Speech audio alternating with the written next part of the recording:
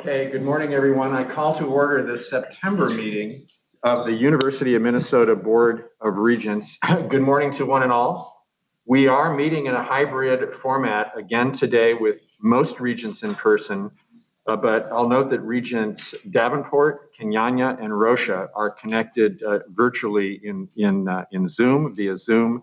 I know that Regent Davenport is not yet on, but she will be joining momentarily.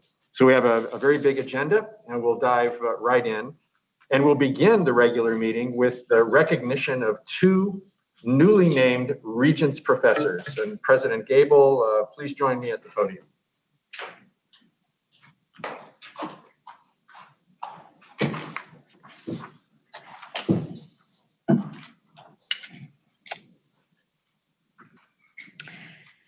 Good morning, everyone. The Regents Professorship was established in 1965 by the Board of Regents to recognize the national and international prominence of our faculty. It is the highest honor the University of Minnesota bestows on its faculty and recognizes those who have made exceptional contributions to the university through teaching, research, scholarship, or creative work, and contributions to the public good. From the inception of the Regents Professorship Program, the University of Minnesota Foundation has underwritten a stipend for each Regents professor. The stipend is currently $50,000 annually, with $20,000 dedicated to a salary augmentation and $30,000 dedicated to a discretionary research fund. This is an indication of the critical importance of the University of Minnesota Foundation attachment to the program. It's now my honor to introduce to you our newly appointed Regents professors, which I will call up one by one. First, it's my pleasure to recognize Julie Schumacher. Julie, if you'd like to join me.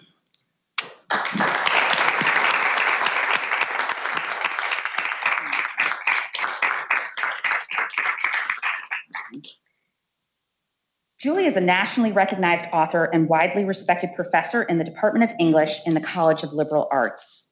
Under Professor Schumacher's leadership, the Master of Fine Arts program in creative writing has grown to be one of the most popular and highly rated in the nation, and was able to acquire the Great River Review, the oldest literary magazine in Minnesota, bringing further national accolades to the university. Each new publication by Schumacher receives attention from major national journals and newspapers. Her debut novel, The Body is Water, was a finalist for the prestigious PEN/Hemingway Award, and she is the first woman to win the Thurber Prize for American Humor in 2015 for her novel, Dear Committee Members, which NPR described as a mordant minor masterpiece, and the New York Times called a comic aria of crankiness, disillusionment, and futility. Schumacher, even the reviews are funny. Schumacher is a committed educator who dedicates countless hours to engaging with her students on independent projects alongside their coursework. She's worked with nearly 100 graduate students as thesis advisor, over 30 undergraduates as honors thesis advisor, and both graduate and undergraduate students on individual directed studies. Her students have described her as genuine, full of respect and affection, and as someone who provided pivotal moments in their development as writers. Many of Schumacher's students have gone on to positions at prestigious institutions, including Professor Emeritus of English at George Washington University, Associate Professor of English and Creative Writing at Trinity College, and Professor of English at the University of Houston. Among the awards conferred on her former students are the Guggenheim and Rockefeller Fellowships, election to the American Academy of Arts and Sciences, the Pushcart Prize, and the O. Henry Award. Schumacher is one of the very few faculty at the University of Minnesota who has won both the Outstanding Award for Outstanding Contributions to Graduate and Professional Education and the Morse Alumni Association Award for Outstanding Contributions to Undergraduate Education, the first in 2019 and the second in 2011. And in addition, the College of Continuing Education presented Schumacher with its Distinguished Educator Award in 2008. Echoing her excellence in writing and teaching, Schumacher's service to her department and the university is exceptional. In 2020 alone, she was the chair of the Special Peer Review Committee, co-chair of the Merit Review Committee, and served on numerous other departmental committees. The university is proud of and thankful for Schumacher's teaching, service, and contributions to the literary word. I am delighted to bestow this award upon her.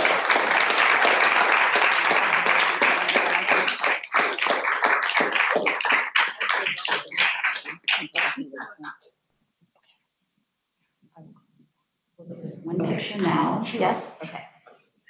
Julie, keep our laptop. Probably since Okay.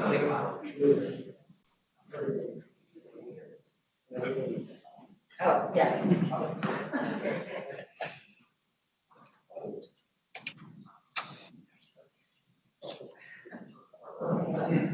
Want it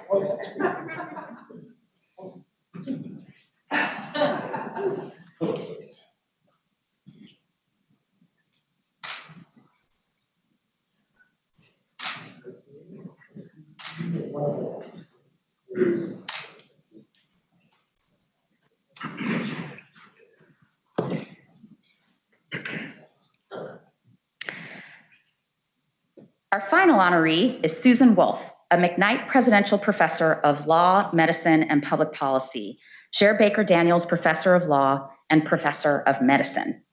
She is nationally and internationally renowned as one of the nation's top scholars in law, medicine, and bioethics. She's also the founding chair of the consortium. Oh my gosh, please come stand with me.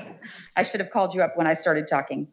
She's also the founding chair of the Consortium on Law and Values in Health, Environment, and the Life Sciences at the University of Minnesota, which produces and publishes groundbreaking work on genetic and genomic research, oversight of nanobiology, human subjects research in nanomedicine, and neuroscience in the courtroom. It also brings speakers to the Twin Cities at the cutting edge of their disciplines to increase scholarly opportunities and support the university's public engagement mission.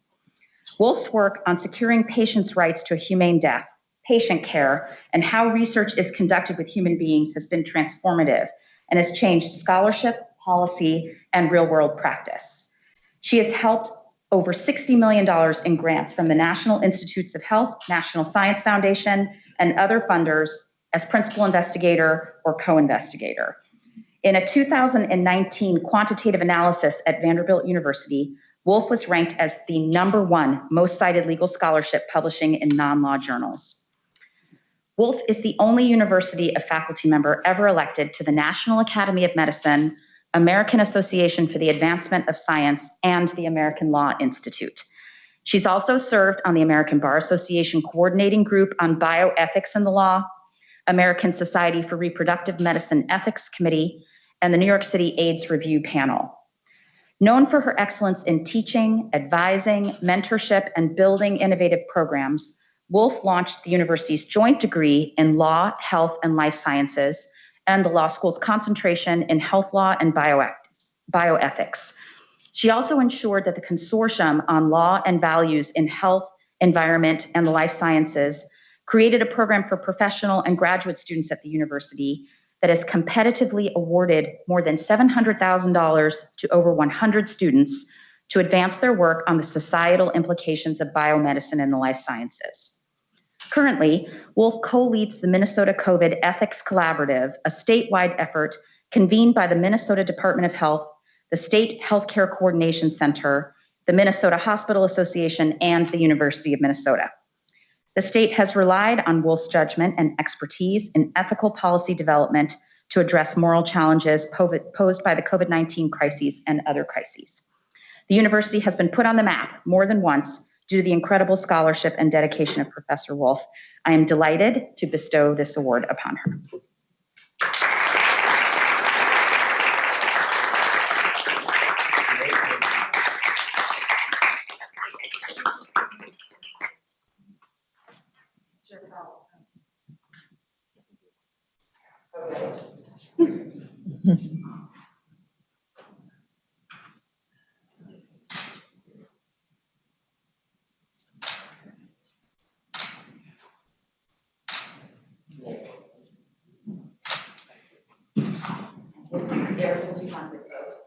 Sure.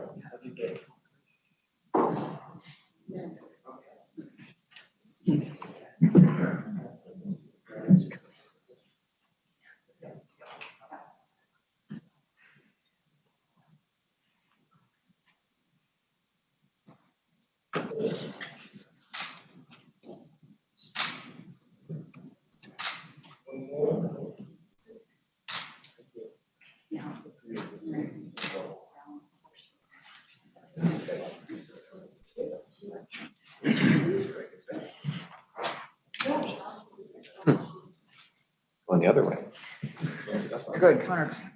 This is new. Thank you so much. Thank you very much. Thank you. Thank you very, very much. Congratulations. Thank you. We really appreciate it. Thank you so much. Two names on here. Where? Thank you. Thank you so much.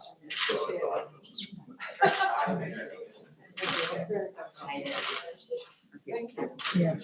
Oh.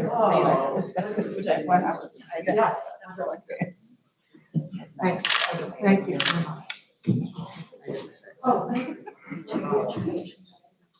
Yeah.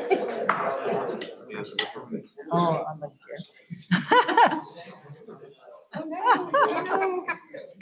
What am I supposed to do? oh. Okay.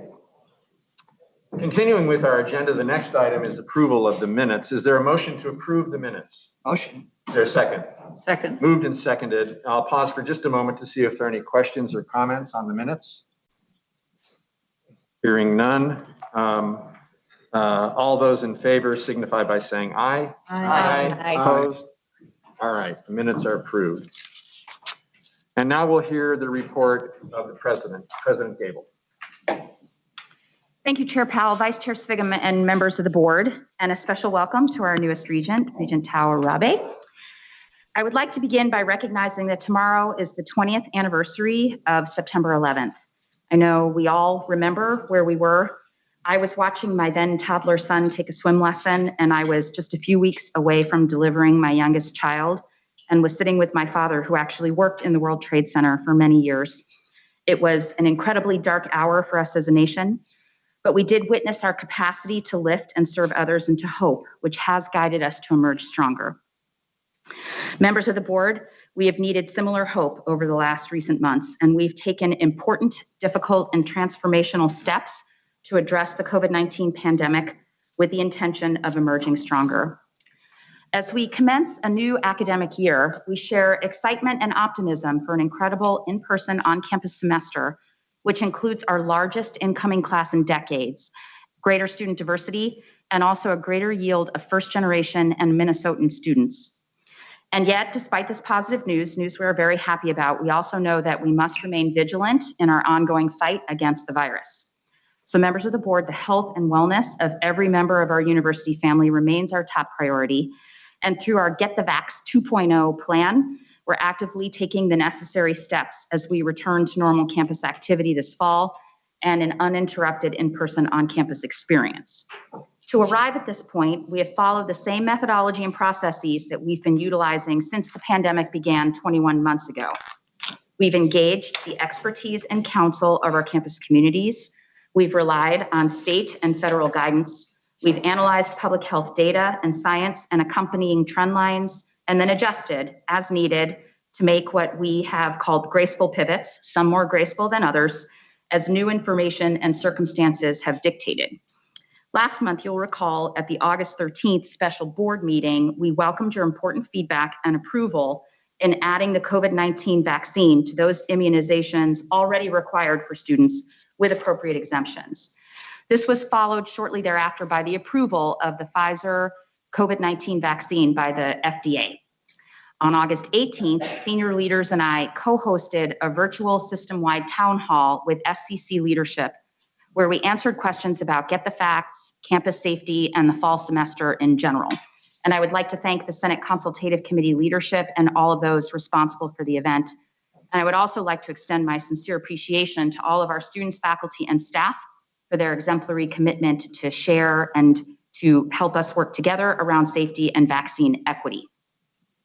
To this end, I have some data to report to you that was accurate as of noon yesterday.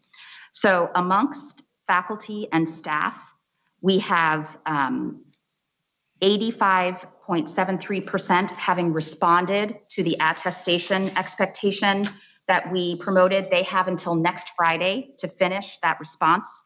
And amongst that group that has responded, 96.99% are vaccinated. Amongst our students who have until October to respond, 60.6% have responded, and amongst that group, 98.15% are vaccinated. We will continue to report these numbers and response rates and outcomes as the deadlines draw nearer. Getting vaccinated is the most valuable thing each member of our community can do to remain healthy and protect each other. And we're very grateful for how our community has come together, both with the vaccine mandate and with mask compliance and other steps in order to keep each other safe. With regard to safety, members of the board, in our work to protect the safety of those in the neighborhoods surrounding the campus, the university continues to invest in public safety as a top priority. But rather than go into that in detail now, later in this meeting, you'll hear an update on this important work from Senior Vice President Myron Franz and UMPD Chief Matt Clark. Also later in this meeting, you'll receive a formal update on the PEAK initiative as we prepare to bring before you in October our roadmap of recommendations which will guide future design and implementation. And members of the board, in our work and commitment to develop and enhance our understanding of our university's history and sustain our effort beyond the recently completed April 2019 board charge, we have hired an institutional archivist who began this summer and a historian who will begin in January.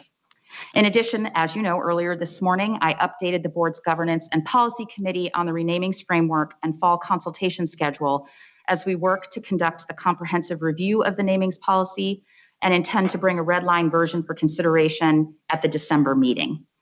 I'd also like to call your attention to an upcoming event on October 18th with award-winning poet and activist Nikki Finney entitled Hotbeds, Insurgent Design for Collaborative Transformation, the second in a three-part series with Professor Finney, which began last year and is part of our broader Voice, Arts, and Community series, a series which I'm pleased to report has already hosted 19 events over the course of the last spring and summer and has planned an additional 15 plus events this fall and winter, including a third event with Nikki Finney in February 2022. As a reminder, the upcoming October 18th event is free and open to the public, but we do ask you to register. And I encourage you all to join Professor Finney virtually for what promises to be a great evening. So members of the board, since the July meeting, I want to update you on a few things that I've participated in or represented the university in a range of important and interesting events. I had the great pleasure of welcoming our class of 2025 at Convocation. I had the great pleasure of hosting Small Business Administration Administrator Isabella Guzman. I participated in NASDAQ Trade Talks. I was at Farm Fest and the Marl Dinner with Regent Hipsch. We had the pleasure of recognizing Land O'Lakes CEO Beth Ford's induction into the Junior Achievement Hall of Fame last night. And I've engaged in representative board service on the Council on Competitiveness, ACE, APLU, the ALSB, MBOLD, and the Minnesota Business Partnership, Medical Alley, Delta Dental, Big Ten Presidents, and the Executive Council for Young Women's Initiative. We've also engaged in engagement or consultation with our tribal leaders through MIAC, the System Council, the Cabinet, Emergency Management, and Budget 5, and had FCC and PRISM, our President's Initiative for Student Mental Health Retreats. We had Gopher Football's national primetime game against Ohio State, and as many of you saw, that was Fox's most watched Week 1 college football game ever. It's been an incredibly active start to the academic year, and I'm grateful for the many opportunities I've had to engage across our university community and beyond the summer, and very grateful for everyone's collective effort to ensure a successful launch to the fall semester. So members of the board, I'd like to close my report. It has become happy practice with some shout outs that make us all UMN proud. So a shout out to our Office of the Vice President for Research and our Tech Commercialization Office for the 20 startups from UMN Research this past year, up from 19 the prior year, and putting us on track to achieve our MPACT 2025 goal of launching 25 startups per year by 2025. A shout out to our Office of Human Resources for the university's recognition as a national standard top workplace and one of the Star Tribune's top workplaces of 2021. A shout out to UROC for being one of the 4 universities in the country to receive the APLU's 2021 W.K. Kellogg Foundation Community Engagement Scholarship Award. And a shout out to our College of Pharmacy for winning the 2021 ACCP Clinical Research Challenge Award. A shout out to our 8 current or former Gophers who competed in the Tokyo Olympics representing 5 different countries. And lastly, as has become practice, a video shout out about some of the great happenings across the university.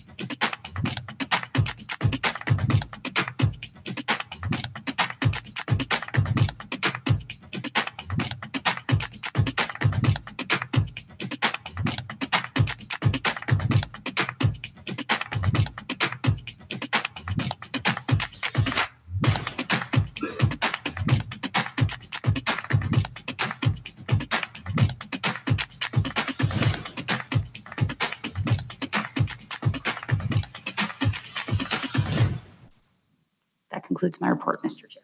All right, thank you, President Gable. Turning now to my report, I'd first like to welcome our new and returning students, faculty, and staff across our 5 campuses.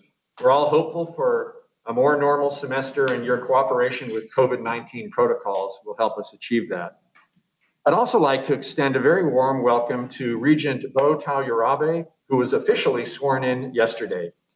Regent Tauyerabe was appointed by Governor Walz in late August to the at-large seat that was sadly left vacant after the death of Eileen Herr.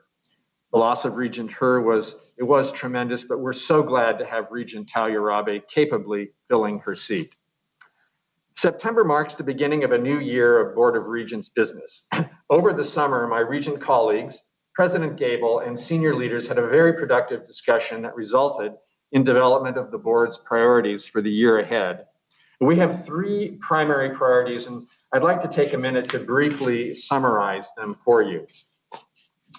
First is to oversee initial implementation of the MPACT 2025 system-wide strategic plan.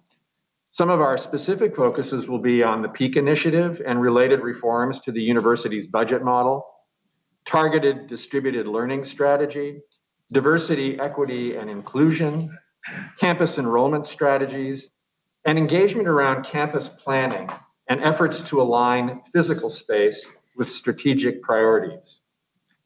Second is to advance implementation of significant health sciences strategies to enhance medical education, improve clinical care, and better serve the people of Minnesota.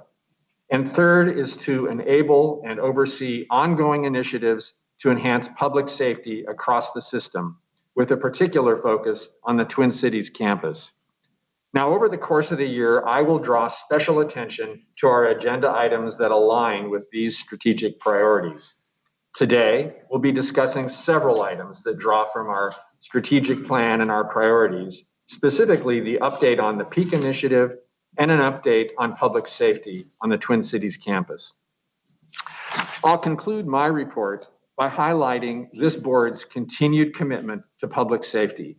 Over the past few months, my colleagues and I have received dozens of emails and phone calls from concerned members of the university community. A majority of the comments we've received are from parents of students at the Twin Cities campus. And personally, as a parent, those really resonated with me. Our sincere thanks to everyone who's taken the time to call or write us. I want you to know that your comments are received, they're valued, and that the safety of the university community remains paramount for this board. We're continuing to monitor newly implemented plans and strategies and won't hesitate to change course if we're not satisfied with the results. Since we have an agenda item devoted to this item later today, I'll conclude my remarks here and my report, and we'll turn to the next agenda item. Item 5 is the receive and file reports item. Please note the reports in the docket materials. Item 6, we'll consider the consent report. Is there a motion to approve the consent report? So moved. Been moved. Is there a second? Second. Second. Thank you. Moved and seconded. The consent report has been moved and seconded. Are there any Regent questions or comments on the consent report? All right. Seeing that there are no questions or comments, all those in favor of approving the consent report, please signify by saying aye. Aye. Any opposed? All right, that motion is approved. Now, turning to our next item of business, the annual report on intercollegiate athletics. Joining us is Athletic Director Mark Coyle and Tim McCleary, Associate Athletic Director and Chief Financial Officer. Thank you for being here today. President Gable, would you like to introduce this item? Yes, I would. Thank you, Chair Powell, Vice Chair Sviggum, and members of the board.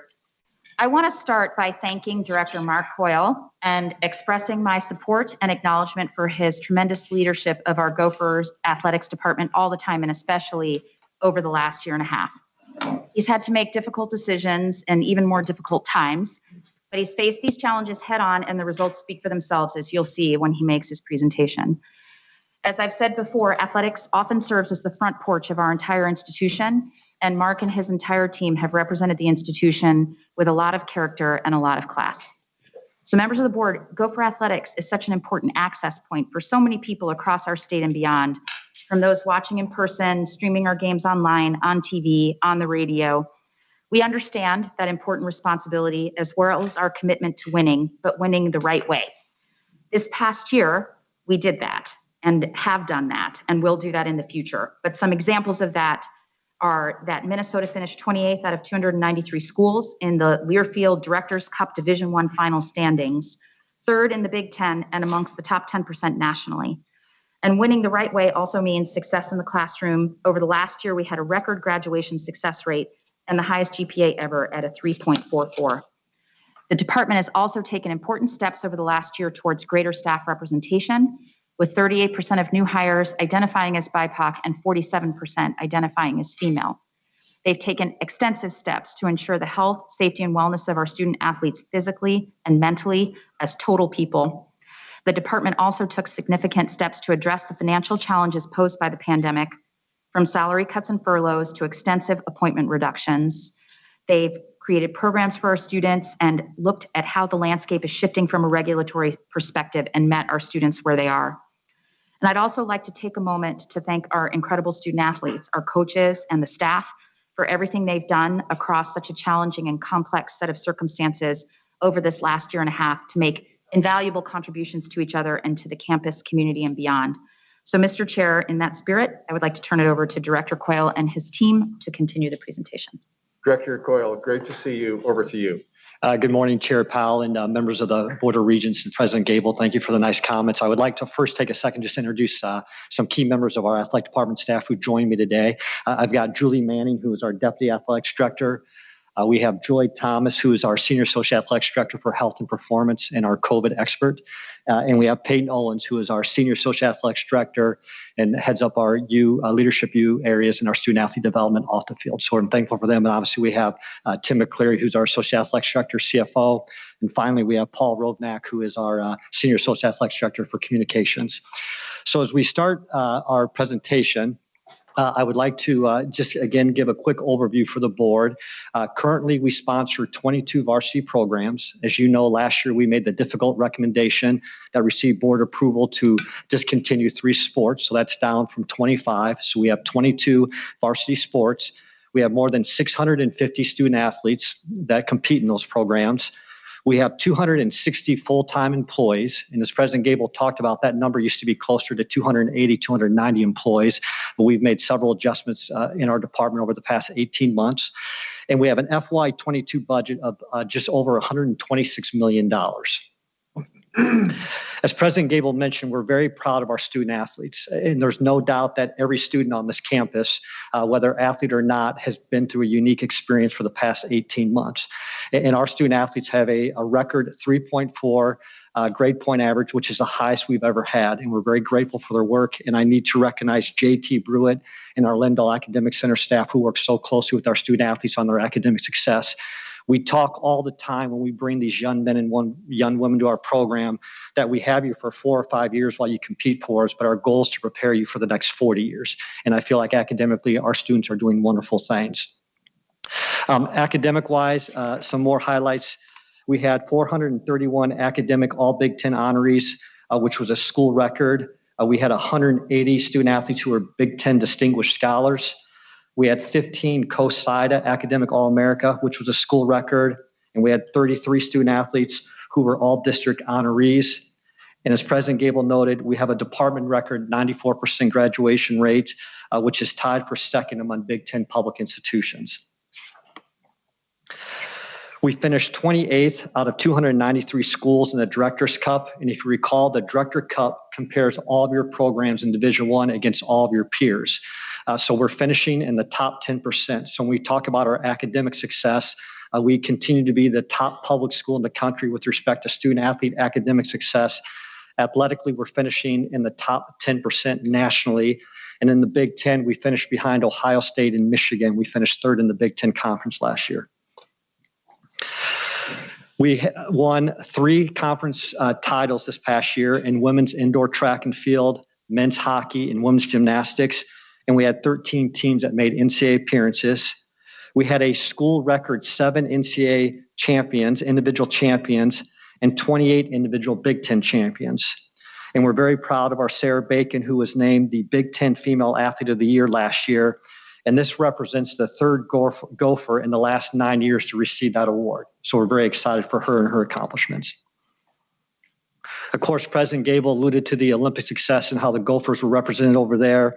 And we had 8 current or former students who competed in those Olympics. They represented 5 different countries. Obviously, Gable Stevenson won the wrestling gold medal. Bo Becker in swimming, each won gold.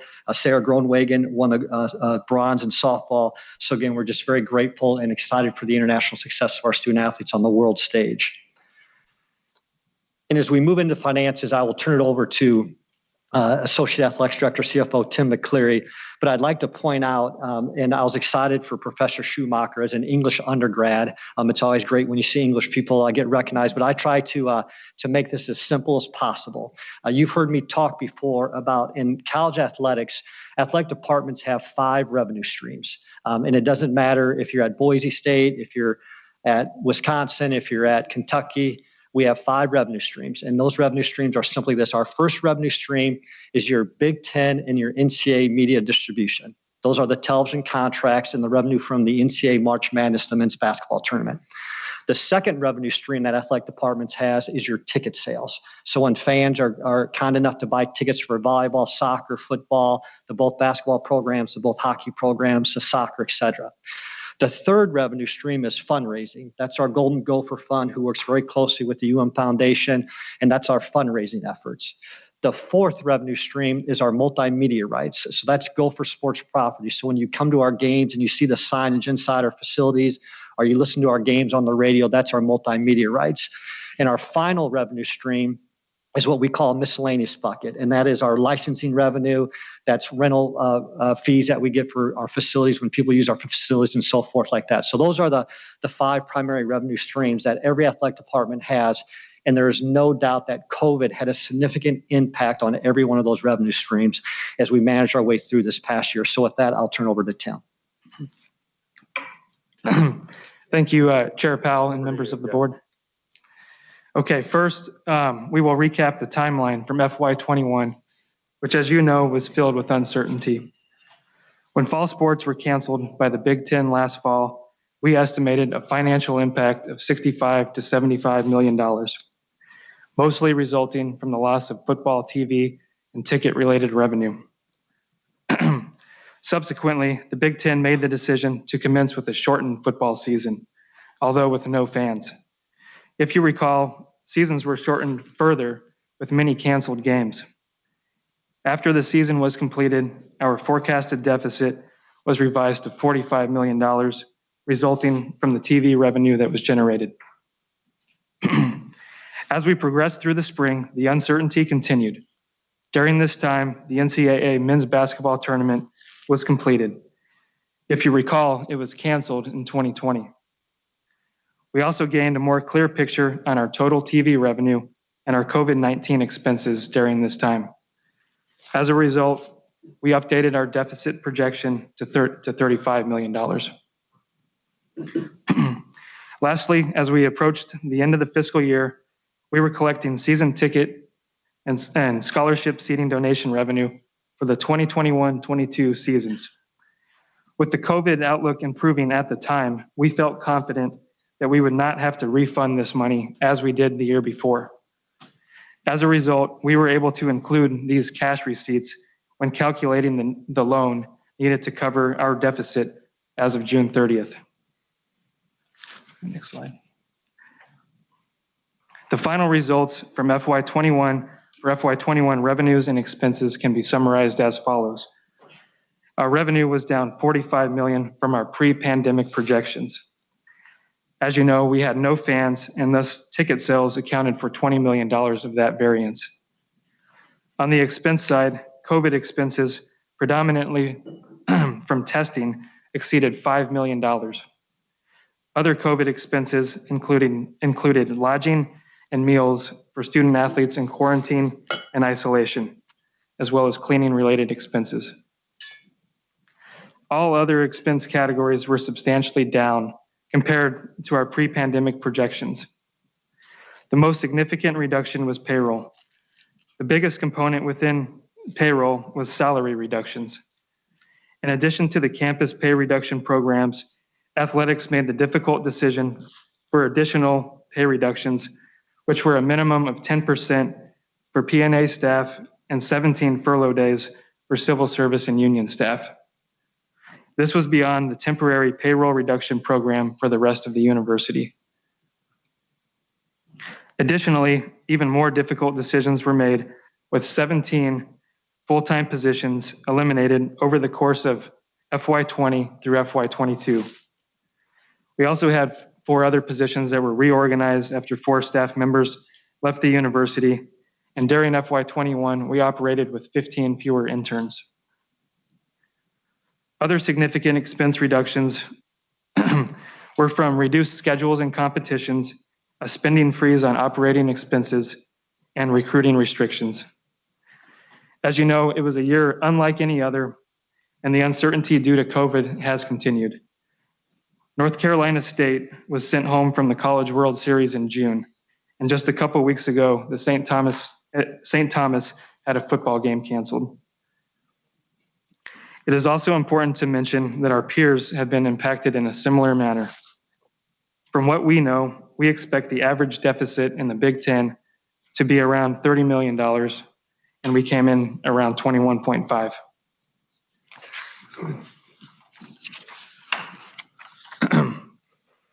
We will next talk about the loan to cover the deficit. To cover the $21.5 million, the university will issue commercial paper later this month or early next month. As we rebound and work through the continued impacts of COVID, we will work with campus to create a repayment plan and finalize terms for the COVID deficit loan after the end of FY22. As we will discuss more shortly, we budgeted a $9 million loss for FY22. The final results could be better or they could be worse based on the impact of COVID, economic forces, and changes in the college athletics landscape. As requested by the board, we will next provide further detail on the total debt picture for athletics. When including the $21.5 million, our total debt stands at $157.4 million. Note that over 95% of that debt prior to the COVID loan relates to Huntington Bank Stadium and Athletes Village. Also note that a portion of the athletes' village debt will be paid by pledge payments over the course of the next 5 to 10 years. It is important to note that the department has operated with an emphasis not to take on new debt. All recent upgrades, including over 10 million, totaling over 10 million, have been completed with fundraised dollars. This includes the volleyball performance center, the wrestling practice facility, golf practice facility, 3M at Mariucci weight room, and the recovery room.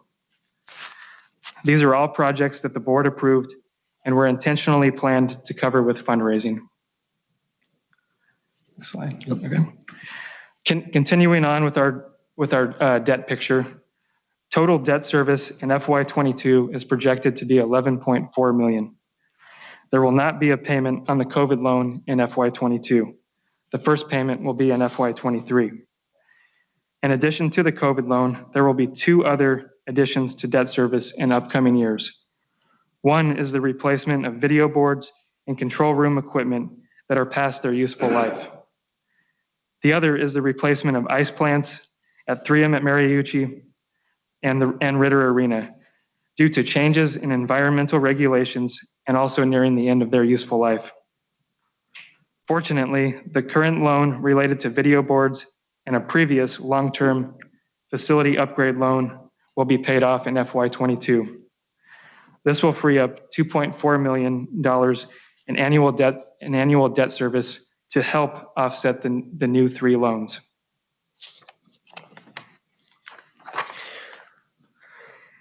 Now getting to the FY22 overview. We first have a couple of charts showing the makeup of our revenues and expense budgets. The revenue allocation is similar to the past. The main difference is from reduced ticket and event-related revenue. As Mark talked about earlier, tickets and fundraising are the revenue areas that we can most influence. On the expense side, it is important to note that the other category is primarily consisted of fixed expenses, which are expenses that we have little control over. The next slide provides further detail on how the FY22 budget was put together. The revenue budget was built on the assumption that there will be a challenge fully rebounding from the past year on event-related revenues from a variety of potential factors, including COVID restrictions and the economy. This amounts to a $5.5 million reduction from our pre-pandemic forecast. In response to the reduced revenues, many of the expense budgets were reduced further following reductions in prior years. The adjustments were made in areas that we can most control with an eye on fulfilling our mission in a financially stable manner.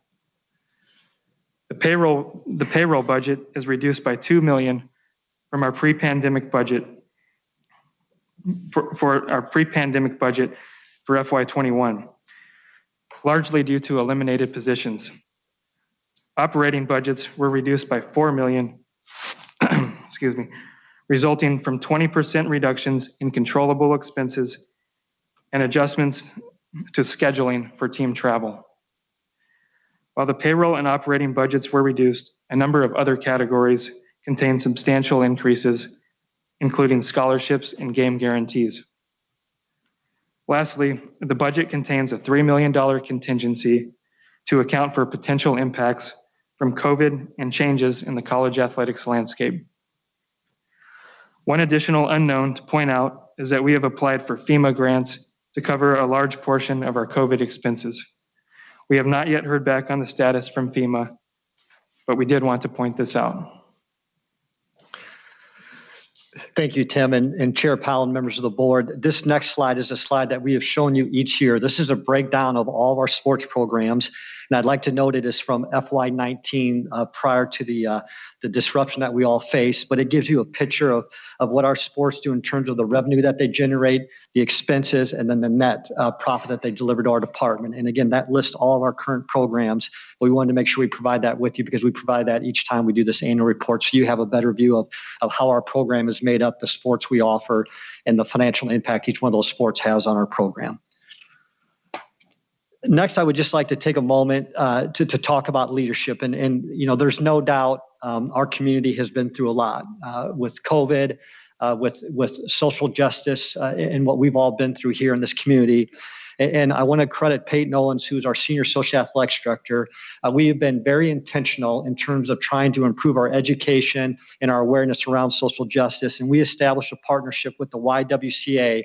And we had a cohort of staff that went through that this past year. And it was an incredible learning experience. And Angela Miles, who's the vice president, had to say this about our program. She said it was a pleasure to learn more about the efforts that you have in place to not just talk about DEI, but to do the work and walk the walk. Thank you for your committed partnership, and we are all excited to begin this portion of our journey. And we want to make this very clear. This is the beginning of our journey. We have talked again about being very intentional and improving our diversity within our department and our staff. And President Gable talked about our numbers this past year and the number of hires at 38% who identify as BIPOC. 47% of those new hires identify as female. So we're trying to be, again, very intentional with our hires and to improve our diversity within our department. Next, again, and this is a program that Peyton works closely with. If you remember, the President's Committee on Preventing Sexual Misconduct. He brought in Dr. Alan Berkowitz, and our athletic department has worked with him extensively for the past several years. And he had this to say about our program this past year. The work being done by Golden Gophers is golden and exceeds what other similar programs are doing. Thank you for your willingness to lead by expressing values in action and making your team and this campus a safe place for all to succeed. And then finally, and I'd like to recognize President Gable and thank her for her leadership this past year. Our student athletes were able to compete last year because of her leadership and our campus leaders and the opportunities they provided us. And Joy Thomas, as I mentioned before, is our Senior Associate AD for Health and Performance, is an absolute rock star. I promised her a lifetime contract. I don't know if I can do that or not, but she has one. But she's an absolute rock star in working closely with our campus partners. That's one of the benefits of COVID. We became much closer with campus, and President Gable has done a phenomenal job introducing us to campus partners, to campus leaders that allowed our student athletes to compete. And Jill DeBoer, who I had no idea who Jill DeBoer was 18 months ago. I'm now a huge fan of Jill DeBoer. But Jill DeBoer had this to say about our program. It's been a rough couple of years, but there have been silver linings during this pandemic. One of them is the partnership between the public health staff on campus and our athletics leaders and staff. Not only have we worked together to ensure the health and safety of athletes and athletics personnel during this constantly evolving situation, but athletics has supported the broader campus efforts in big ways. The most visible was the use of Huntington Bank Stadium for our mass vaccination clinics. We could not have asked for better partners for that massive effort. And again, I want to thank President Gable for her leadership in allowing our student athletes, our coaches and staff to do the things they love, which is to represent this great institution, this great state, and this community in a first-class manner, academically, athletically, and socially. So with that, Tim and I and others are happy to take any questions the board may have. All right. Thank you very much, Mark, for that report, and CFO McCleary for the financial update. While I'm waiting to get those who'd like to comment and ask questions, I just want to thank you for, it's been a tough year. It's been a tough year, and I just want to thank you and all of your team members who are with you for, you know, you've had to do hard things. You've had to make tough decisions. It's just been incredibly challenging. And we're very, very grateful for what you've been able to accomplish. We really appreciate your leadership. So colleagues, I see Regent Swigum would like to lead it off. Well, thank you, Mr. Chairman. Let me add my thanks to you, Mark, and to your team for your strong and valued leadership over the tough last 2 years. Question I have for you is about the debt service and the total debt that you carry. I just did a little math figuring here, and it seemed to me that you're looking at about an interest rate of 7.3% that you pay for the borrowed money. Would that seems high to me. Maybe I'm figuring wrong. I took the 157 million and your debt service of 11 and a half, I think it was, or 11.4. And it comes out to about 7.3. What am I figuring wrong? It seems to be a high percentage. CFO McCleary, I see the AD looking right at you. Chair Powell and Vice Chair Swigum. The 11.4 million is composed of principal and interest payments on our okay. various loans, and Gotcha. the interest rates. Enough said. Okay, thank you. Regent Farnsworth. Thank you, Chair Powell. And one brief question and then some comments. Maybe this is for, I guess I don't know who this question is for, so I'll ask it, we can figure it out. I don't have the slide reference in front of me, but about the final terms and repayment plan for the loan amount. Does that land back here or at some point, or was that covered kind of with our governance action earlier this summer? CFO McCleary. Or whoever, or Mr. Franz, whoever wants to jump in on that one. Yeah, Chair Powell and Regent Farnsworth, I believe Myron is walking up, so I'll let him. You know that adage, you hire good people around you, or you work with good people around you? Mr. Chair, thank you. One of the things we will be doing in the course of this next year, as Tim mentioned, was the process of understanding the nature of the budget for fiscal 22. It's so important that we figure out, are the estimates that we've come up with correct for 22? Is it going to be better or worse than we thought? I will say I've never been happier about someone being wrong about their initial conclusion a year ago about the loss we were expecting. Thank goodness that came down. So as we work through this next year, we will be developing exactly what kind of debt instrument we want to use going forward. The commercial paper loan that we're using is a short-term instrument to give us some flexibility while rates are low. So once we figure that out, we'll come back to the board and advise about the method we want to have with the athletic, working closely with the athletics department to come up with a plan going forward. Great. And thank you, Senior Vice President Franz. That was very helpful. And then zeroing out more broadly, wanted to get that question out before it slipped my mind, but wanted to thank you both. I'm Athletic Director Coyle and Associate Athletic Director McCleary for being here. Really was looking forward to this. I thought your presentation was laid out very well and kind of gave us a nice comprehensive landscape of where we're at, with our collegiate athletics portfolio. For me, I really like what President Gable puts it around athletics being the front porch of our institution. I agree with that 110%. I think we saw, so it was great to be back and see that energy at the Ohio State football game and seeing a full student section and just kind of feeling that this is really what our intercollegiate athletics is all about. And of course, not just our football program, but now seeing our athletes back across campus and our wide range of programs. That's been really important. I do, feel just given the high public interest of it and given how many times that I've been approached about the topic since joining this board in March in reference to this board's action in October 2020 around the elimination of the non-revenue sports programs. I think, obviously the graphic that was on one of your last slides that you have shown us in the past around the revenue and expenses of our sports programs. I think that's really important to see. So I'm glad that was here. But, just understanding that I think this issue probably out of most issues is something that's been most consistently brought to me as a new member of the board, understanding that it continues to receive attention, that we received a letter from the legislature very recently about the topic, I think led by Senator Melissa Franzen and co-signed by a number of senators and representatives. Understanding that we continue to see reports from across the country around institutions working collaboratively with stakeholders to reinstate programs. I guess, I just felt that I, really needed to ask this question today because it's on our agenda, and just wanting to be very clear and very specific about it in this public forum. Kind of what is our, I guess maybe in the context of what our response was, particularly to that recent letter from the legislature, because I don't know, I didn't think I have seen our response to that yet, so I don't want to say there was or wasn't one. I just haven't seen it.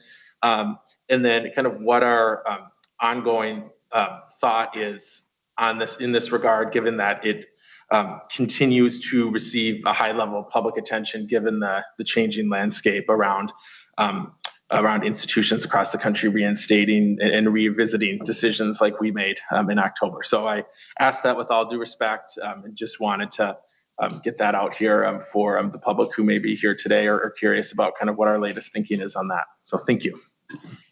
Regent Farnsworth, thank you for the comments and the question. I think I would say that in response to your question on sort of the current thinking, that really is better directed at the board, since it was the board who, we worked our way through a very diligent process involving a couple of meetings and then decided a year ago, we made that very, very tough decision to support the recommendation that we discontinue those sports. And so we made that decision a year ago. And it's really, I mean, if AD Coyle wants to comment, he can, but we're the ones who made that decision. And I think we would, that would be my response. I think Regent Swigum has had some engagement on the legislative letter, and I think we'll respond to that. But and just speaking, as the chair and reflecting on the process of a year ago, I mean, we went through a difficult decision process. We made the call, and that was a year ago, and so I think we're very much focused on moving on. AD Coyle, I don't know if you'd like to add anything, or it's your call. Yeah, thank you, Chair Powell and Regent Farnsworth. I appreciate the question and understand the publicness of what we did. And I agree with Chair Powell. I hope you would understand and the public would understand and members of this board understand who went through that process.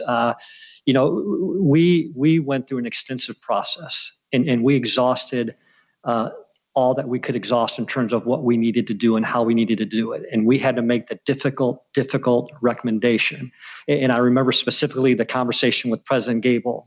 It is a heartbreaking conversation when you have to make a decision to discontinue sports. And yes, some programs have been brought back across the country. Many have not. I think over 100 programs have been cut nationally in the past year during the pandemic.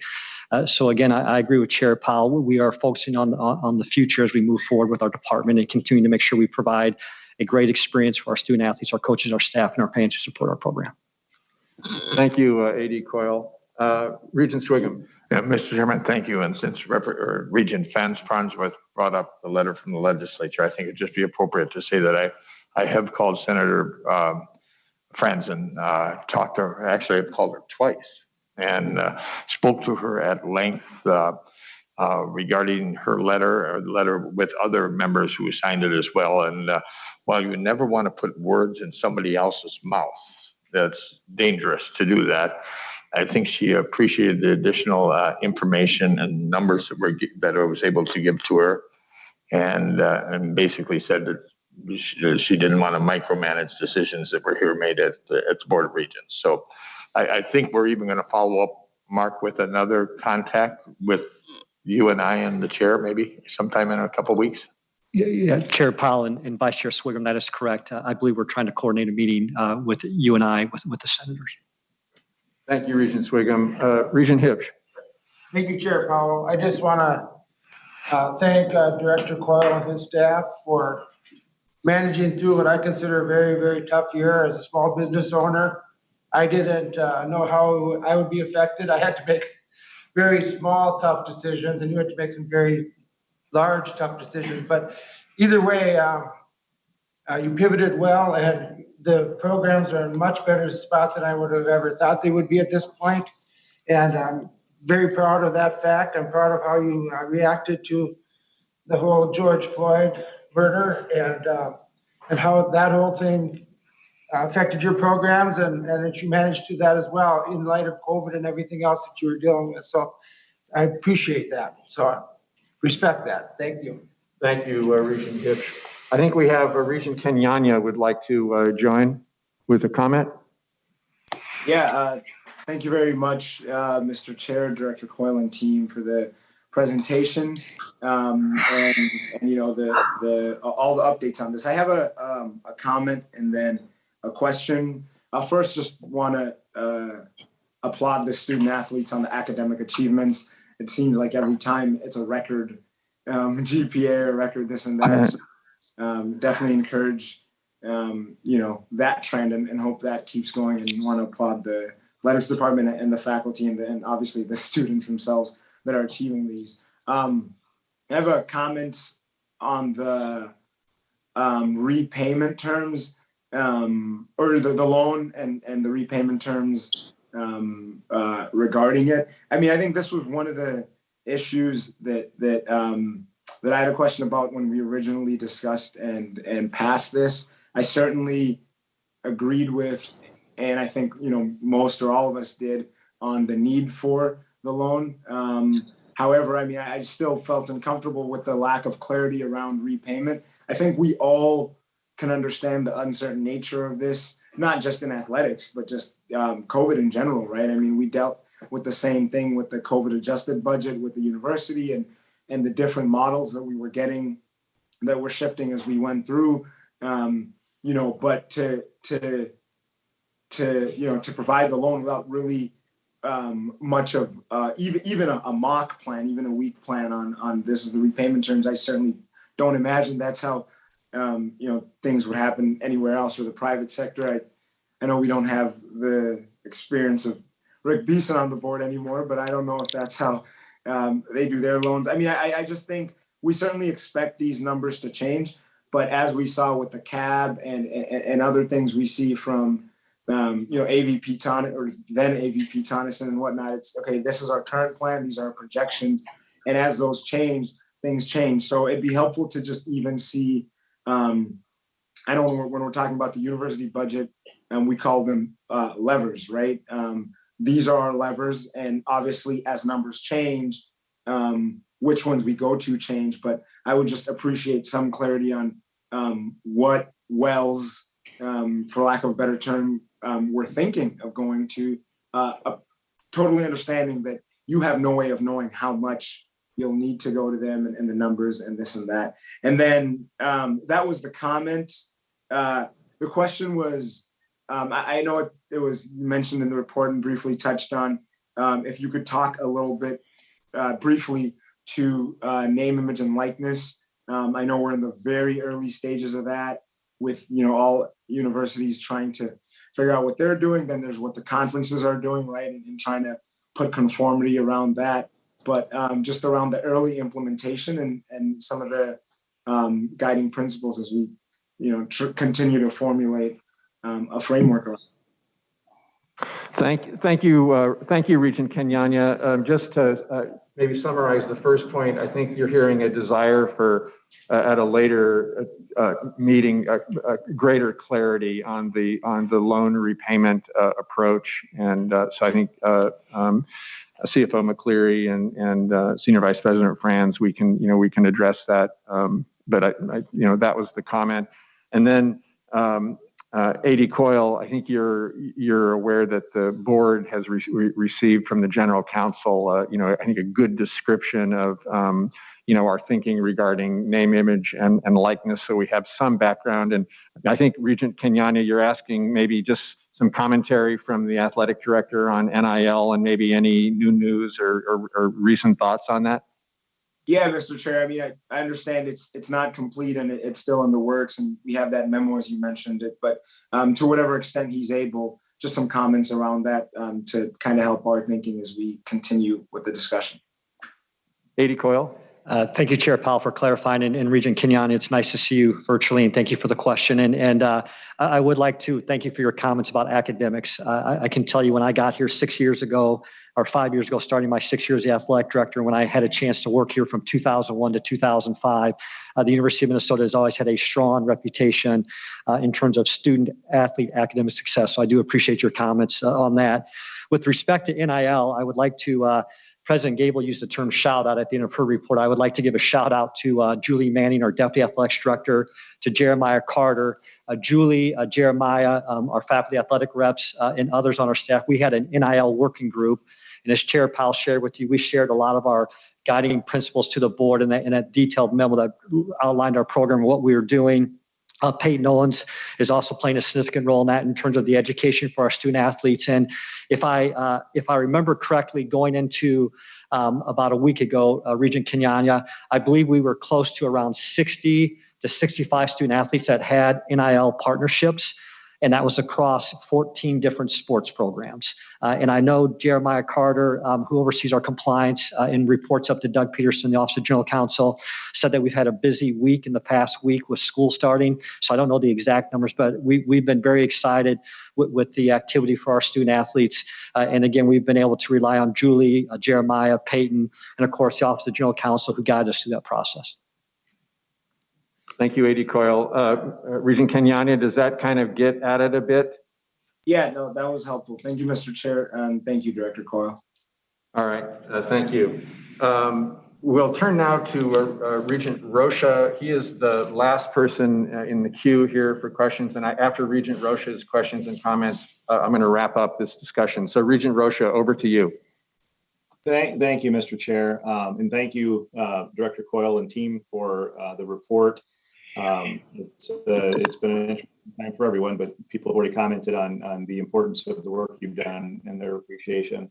Director Coyle, as you might recall, just 5 short years ago, you and I had a conversation a bit about the future of the department and some of the challenges that we found ourselves with a large number of teams and a competitive market and so on. And we talked a little bit about SEC model of smaller number of teams and more focused on the larger, the revenue, higher profile sports. And I understand that you've had to strike a balance in that, and I think you've done a nice job with that.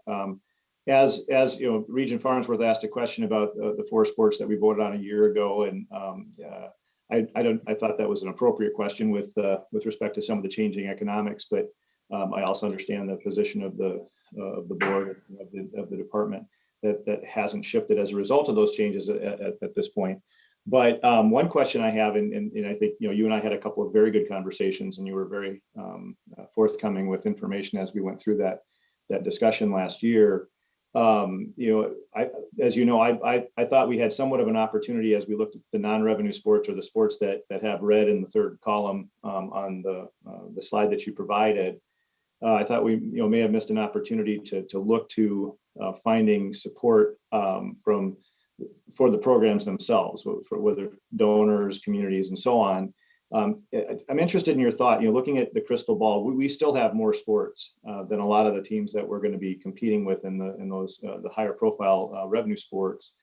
Do you think is there a possibility in the future of looking at non-revenue sports and kind of seeking support from those programs, the supporters of those programs, to try to help fill those gaps so that we're not drawing so much money? I mean, obviously it would help us a lot in terms of repaying the debt, but also moving forward, finding that as communities want to support the continuation of Division I sports at the University of Minnesota, having those communities, and major boosters and supporters providing revenue to do that, and you almost make that a condition. Obviously, we got major Title IX considerations as you look at non-revenue sports in both genders, but is there a possibility of doing that? Because as you recall, there were some advocates for the 4 sports that were up, a couple of them talking about being able to fund themselves.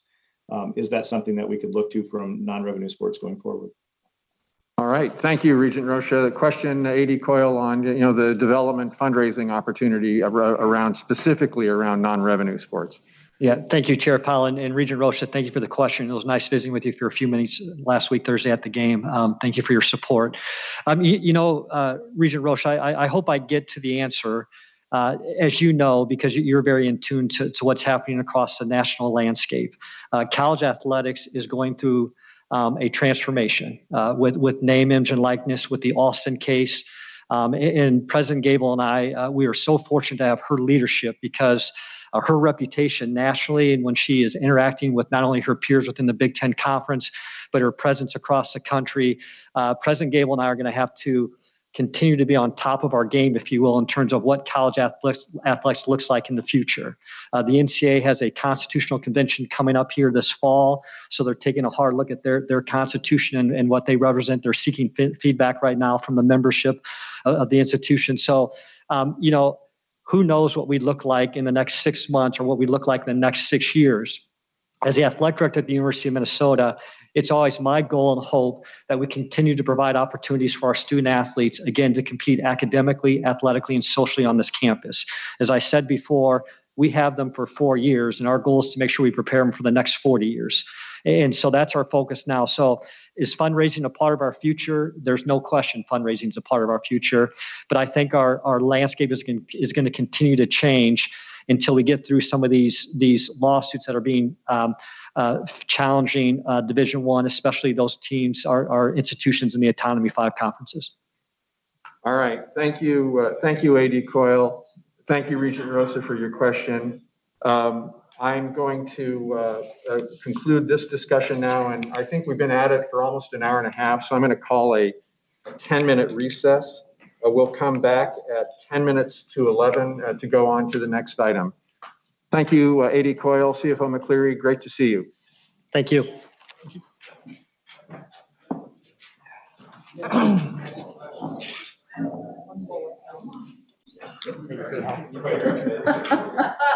Now we lock and load for the next one.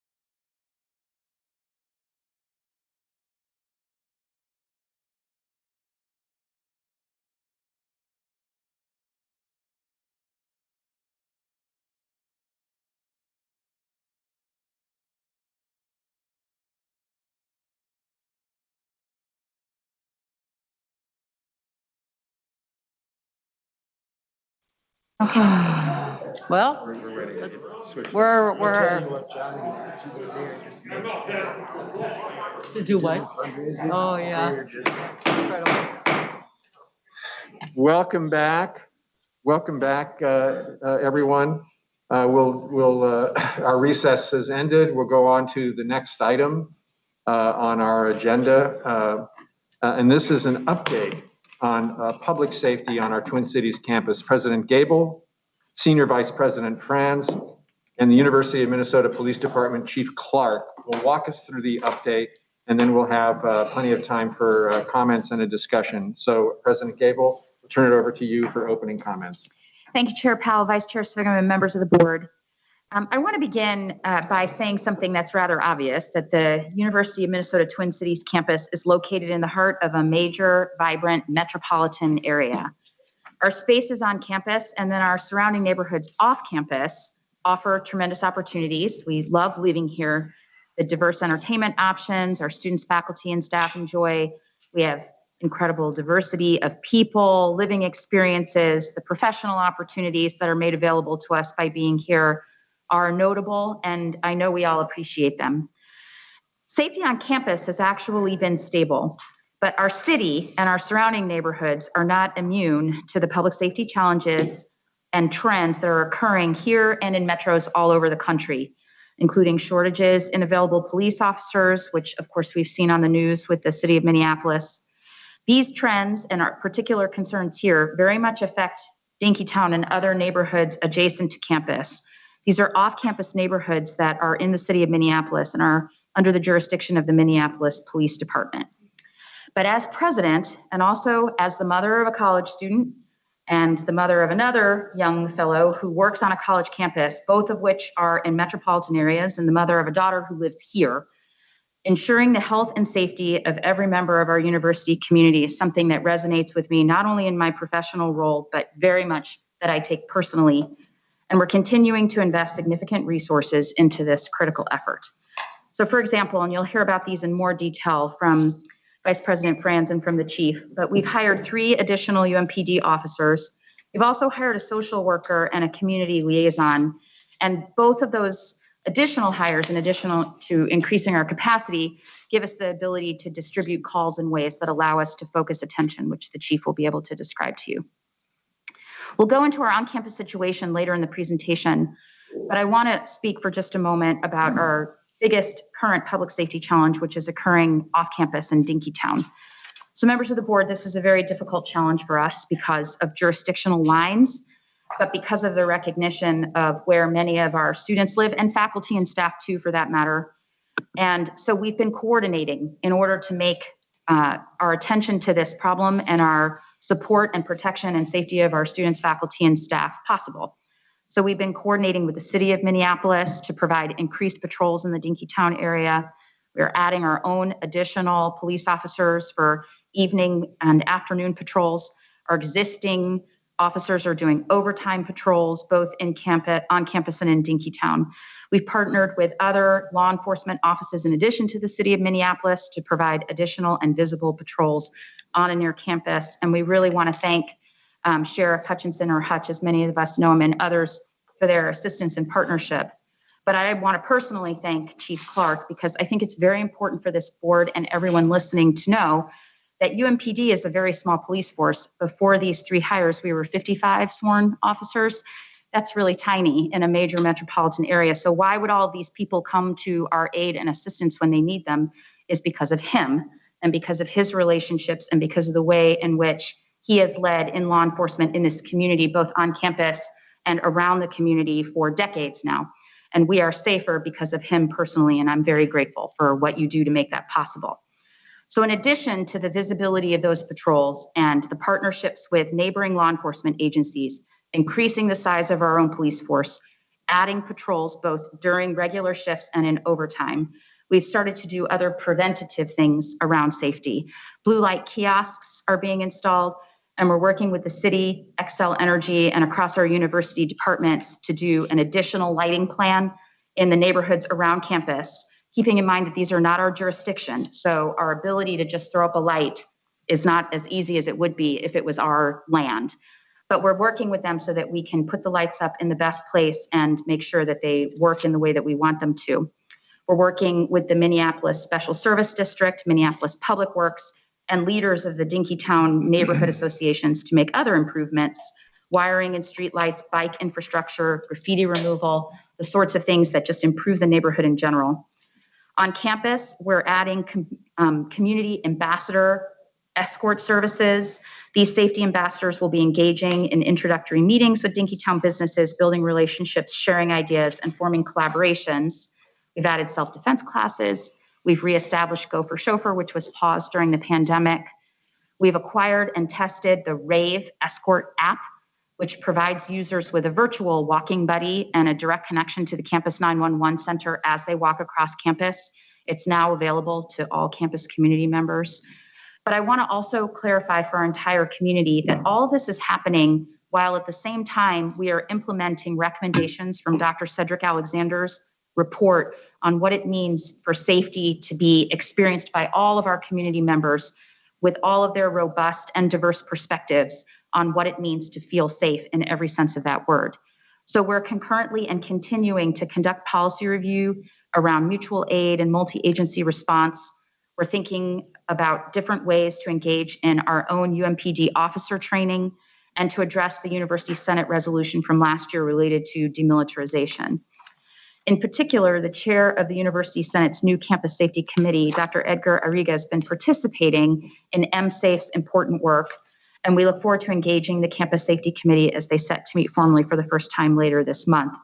So members of the board, we are taking and will continue to take steps centered in the prioritization of the safety of our students, faculty, and staff, both on campus and in partnership in the neighborhoods that are off campus. We are willing to pivot. We're willing to try new things as those solutions become available. But we wanted to give you a sense of the attention and importance, strategic priority, personal priority we are giving this. And to go into detail, and joining me today are the leaders of this work, Senior Vice President Myron Franz and UMPD Chief Matt Clark, to discuss in more detail this effort, outreach, and engagement. Thank you, Mr. Chair. Thank you, President Gable, and thank you for your, I know your very direct and personal engagement in this issue. I think we'll turn it over now to Mr. Franz. Okay. Thank you, Mr. Chair and members of the board, and thank you, President Gable, for that lead introduction to this really difficult subject. I mean, I want to make some comments transitioning to Chief Clark before he talks about some more details and state some rather obvious comments. So we all know we've been talking about COVID all morning long, about all the challenges we've had with COVID the last 18 months. You know, the last year has also been challenging in the area of social justice and racial equity. Obviously, with the tragedy of the George Floyd murder in this city, we've had our special challenges in Minneapolis, but the crime issue around the country is a national concern. You know, violent crime has been up notably across the country and has become, as I mentioned, a national concern. And in Minnesota, crime is up more than 15%, according to the Bureau of Criminal Apprehension Statistics. That increase was more pronounced in the Twin Cities Metro and then specifically in Minneapolis. Now, for the first 6 months of 2021, Minneapolis saw these increased crime levels continue, and with numbers remaining higher than we would like for robberies and assaults. Well, any number is high, but the numbers continue to remain high. The university, as we've all said, and as the president has mentioned, and you've all experienced as members of the board, is a part of these broader communities. And part of being a vibrant and urban environment means there are many, many opportunities, but there are also some very challenging situations for us to deal with. You know, we are grateful to Chief Clark's team, the entire Department of Public Safety, and the team that works on campus to maintain the campus safety that we've been able to see very steady over the last several years, and in some places flat or even low. But we recognize many students, faculty, and staff live in and enjoy the neighborhoods near our campus, and that these neighborhoods are experiencing the same crime trends that have affected the broader communities across this country and in the Twin Cities. So along with our continuing to focus resources in public safety priorities for on-campus properties, which we will continue to do, we are also invested more than ever in with other agencies to try to provide crime prevention opportunities in our neighborhoods near campus. And we want to provide the best possible safety experience for those who live, work, and enjoy these areas.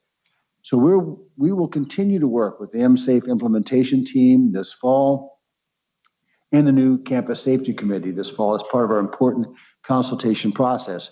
We learned a lot through those engagements. I know the chief and I have been engaged extensively in those and will continue to do so. But one of the things I want to report on before I turn it over to the chief is I'm happy to report that this morning we reached final agreement with the safety ambassador company to get the contract underway. So we have contracted with a SMS Holdings, a Tennessee-based company. They operate block by block. And they provide safety ambassadors who assist wayfinding, reporting safety concerns, and acting as important safety liaison to law enforcement. So we're excited to bring them on board in the very near future as soon as we can get the implementation underway. I think I just want to finally acknowledge also the concerns that I have, and I know that you all have, and that we've expressed to parents and students and faculty about the safety of our community. The concern is clear, and it's one we take very, very seriously. And we will continue to focus our resources on the safety both on and off campus to the best of our abilities. And as President Gable mentioned, this is a challenge for us being off our typical jurisdiction. But I do also want to echo what President Gable said about Chief Clark and the Department of Public Safety. Their entire team are dedicated to serving the university community. And we know that we have more work to do, but I want to acknowledge the hard work and dedication over this last year and a half with both COVID and with the new challenges that we face with social justice. I want to thank that department and your leadership, Chief Clark, for all the work that you've done. And if it's all right, Mr. Chair, I'd like to have Chief Clark run through some of the initiatives that we have underway. All right, thank you, Senior Vice President Franz. And Chief Clark, over to you. Good morning, Chair Paul, Regents. Thanks for having us here today. Just want to thank the President and SVP Franz for their assistance over the last 6 months and really the last year and a half. If there's one thing I think that's important about public safety that we recognize, and that's that we're as responsive as possible and as quick about it as possible. The parents, the students, faculty, and staff members I've talked to in the last year and a half really do demand that public safety be a top priority. And I'm very appreciative that President Gable and Senior Vice President Franz have been very responsive in giving us the resources we need to make those changes. And I think you'll see that in the presentation we have for you today. I want to start with discussing what I talked about last December, which is my most important pieces to public safety, and that is a holistic response. That it's not just policing, it's not just cameras or locks, but it is a holistic response to campus community and making sure that we have all the resources we need to respond to the issues that we have on campus and even off campus in our neighborhoods surrounding the U of M. The first part I think is very important, and we continue to do this, is having a robust investigative focus. Nothing happens unless we're able to determine who the suspects are that commit crimes on and off campus that negatively impact our communities, and unless we're able to get them in the criminal justice system or even a social services system, they're not going to end their criminal behavior. And when we know that's a small fraction of our community, but they commit the majority of the crimes. We're continuing to do that and invest in investigative resources, but also social services related resources. The second part is uniform patrols. The public tends to focus on uniform patrols a lot. I understand that. I've gotten a lot of responses from students and as well parents asking for more uniform patrols. It is true that is helpful as a deterrent. What is also important is that when I speak to parents, that they know when their student calls 911, there is somebody there as quickly as possible. And in many cases, especially this summer in Dinkytown, we know that those responses are critical to life-saving measures. Finally, I think one of the most important key features to the Public Safety Department is our 24 monitoring and access control. We found through COVID that it is helpful to reduce crimes when there's access controls on buildings. Thanks to Senior Vice President Franz, he had a summer initiative to make sure there was consultation amongst all the buildings, the 280 buildings we have on this campus. And many of the buildings decided, about 40%, to keep their doors locked to our U-Card system. And that's to prevent unauthorized access into their buildings. That increases our ability to keep the public safe. But that was done in a consultative manner with the occupants of the building, with the people that work in the building. I appreciate the Senior Vice President's initiative on that. We also mentioned coordination, and I think President Gable also talked about the importance of that. I know the President has talked to city officials. I've talked to Chief Madera and Dondo from Minneapolis and other chiefs in the surrounding areas. I belong to two associations, the Hennepin and Ramsey Chiefs Association. And we've been able to get assistance specifically from Sheriff Hutch at Hennepin County Sheriff's Office.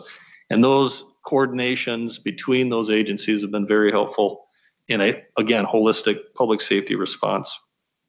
Some of the key initiatives that have been supported by the President and by Senior Vice President Franz is hiring a social worker. We were able to contract very quickly with Hennepin County to have a social worker assist us.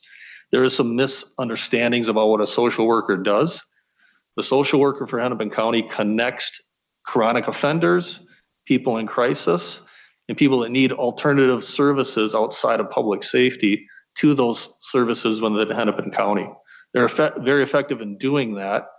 Many times our officers need to respond to crisis incidents that are happening now. But if we're able to hand those off to a social worker, that's very helpful, especially for long-term solutions for that individual. Secondarily, we hired a community liaison. This person has been working in the southwest or southeast Minneapolis area for many years. He's well connected, and Nick Warres is his name, and we're very happy to have him on board, helping our community engagement team, increasing public safety awareness, and helping with connectivity to Dinkytown and other neighborhoods. The RAVE app, we launched that this summer after testing it. The thing that I think is important about that app, and you see it in other Big Ten schools, is there's more resources within that app for students. And I've talked directly with President MSA and others on how we can expand that, and they're looking specifically this year into ways to do that, and then give that to the students who use even further than just an escort app. And finally, again, thanks to Senior Vice President Franz, he fast-tracked our body-worn camera program. We've been trying to get those, the cameras on our officers since 2017. And I'm very appreciative of the funding for that and be able to get that. Especially after this 2020, our officers were really adamant, even to have the union write a letter saying that we really needed these things. And I'm appreciative that the university leadership was able to fund that and get those on officers. So we launched that actually 2 weeks ago, and it's been very successful. I'd like to now turn to our Dinkytown initiatives. As the President said, we're working additional overtime hours. And just to put that in perspective, I discussed in December how we cover about 20,000 calls on campus a year. Those are public safety related calls. We have average about 3 officers to handle those calls 24 hours a day, 7 days a week. And we're adding an additional over 50 overtime shifts, 50 8-hour overtime shifts into Dinkytown every day, and have been doing that since the middle of the summer. UMPD is covering half of those. Hennepin County has been able to cover half of those, and I'm very thankful Sheriff Hutchinson has agreed to extend that coverage through September. And so he's able to do that even though he's got a number of other commitments within the county and a number of other requests from the community, but they're able to provide those additional shifts. Also, in speaking with Minneapolis Police Department, they've offered additional shifts to their officers to try to increase visibility, especially at night on the weekends. Unfortunately, they're very limited in personnel at this point, and so a number of those shifts are going unfilled. Thanks to our government relations group, they are working directly with downtown business, the Dinkytown Business Association and Marcy Homes. I've been meeting with them weekly as well to talk about alternatives to the special service district, launching the ambassadors program, et cetera, and increasing lighting. Currently, our blue light tower program is underway. We're pouring the concrete pads for 4 of the 8 stations that we're going to put in along the campus perimeter. And then we're moving into adding those additional towers into Dinkytown as well. We expect that by the end of the fall semester, all 8 of those towers should be up and running. As Senior Vice President Franz stated, the Safety Ambassador program started. I've worked with them directly. This is a very professional organization of safety ambassadors. They're going to provide patrols Thursday, Friday, and Saturday night from 6 to 2 a.m. when we have most of the issues. They're also able to escort campus community members in Dinkytown. I met with them yesterday, and we started the process of having them start next Thursday and connecting them with the Department of Public Safety. We've already talked about the embedded social worker and community liaison person, and as well government relations and how we're teaming up with the community in Dinkytown.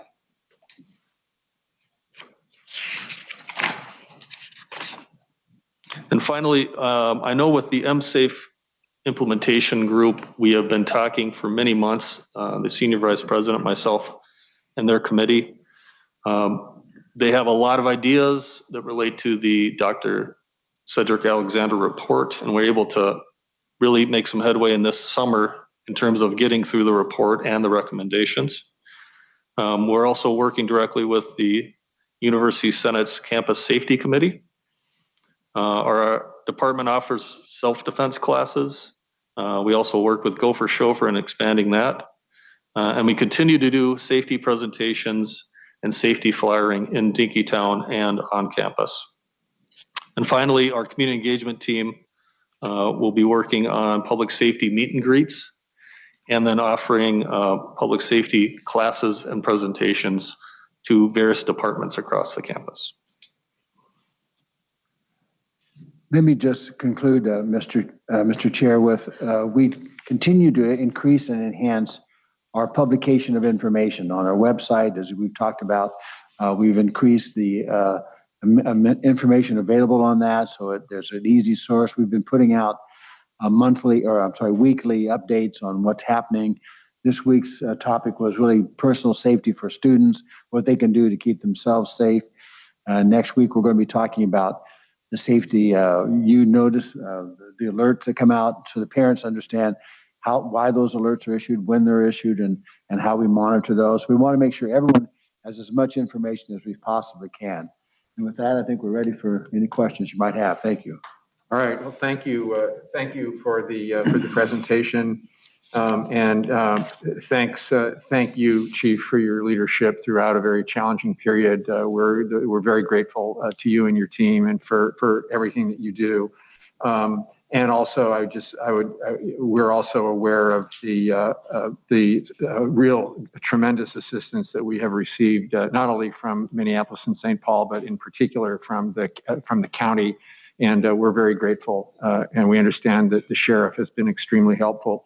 While we're waiting for questions and comments to come from my colleagues, maybe I'll lead off with, could we talk a bit, maybe give us a little more information on the Safety Ambassador program and how that works and the scale and the scope of that. It sounds like that's a new thing that will be happening now. And I think if you could give us a bit more of a feeling for what it is, how it works, and the scope. Okay. Yeah, Mr. Chair, so I've worked with the Downtown Improvement District, the Downtown Council, Steve Kramer, Shane Zahn are some of the people that work in that area. And they hired many years ago the Block by Block group to walk around, pick up garbage, fix graffiti, increase the vitality of the downtown area, and provide safety ambassador services to visitors, to business people that were downtown, and obviously for residents. They have a very successful track record. You usually see them in the blue and like a neon green color walking around. That is the same group that we are also trying to bring to Dinkytown. I think that the benefit of hiring that group is that not only will they be a long-term solution and a long-term resource to the Dinkytown residents, but also to our campus community. They'll provide non-sworn services. They are connected to our 911 as well as Minneapolis 911. They can provide escorts. They do pick up trash and different things as well, but they're also a wayfinding resource for anybody that's visiting the area. We have got nothing but positive responses from the downtown community on the DID and what they do, and we're bringing that to Dinkytown to provide the same services. Very good. Thank you. Colleagues, questions, comments? I think Regent Farnsworth, you would like to lead us off? Yes, thank you, Chair Powell, and thank you, Chief Clark and Senior Vice President Franz for being here. I think the work that you've been doing is fantastic. I used to be on the Public Safety Advisory Group, have worked extensively with UMPD in the past here on campus, and have just really always appreciated working with you, in particular your community engagement efforts, which of course in more recent times has taken a much more broad and extensive turn. A few things. I think we have a really comprehensive all-in approach here on addressing public safety. I think I'm really glad, as Chair Powell pointed out in earlier remarks, that we have this as an established board priority very clearly and very succinctly.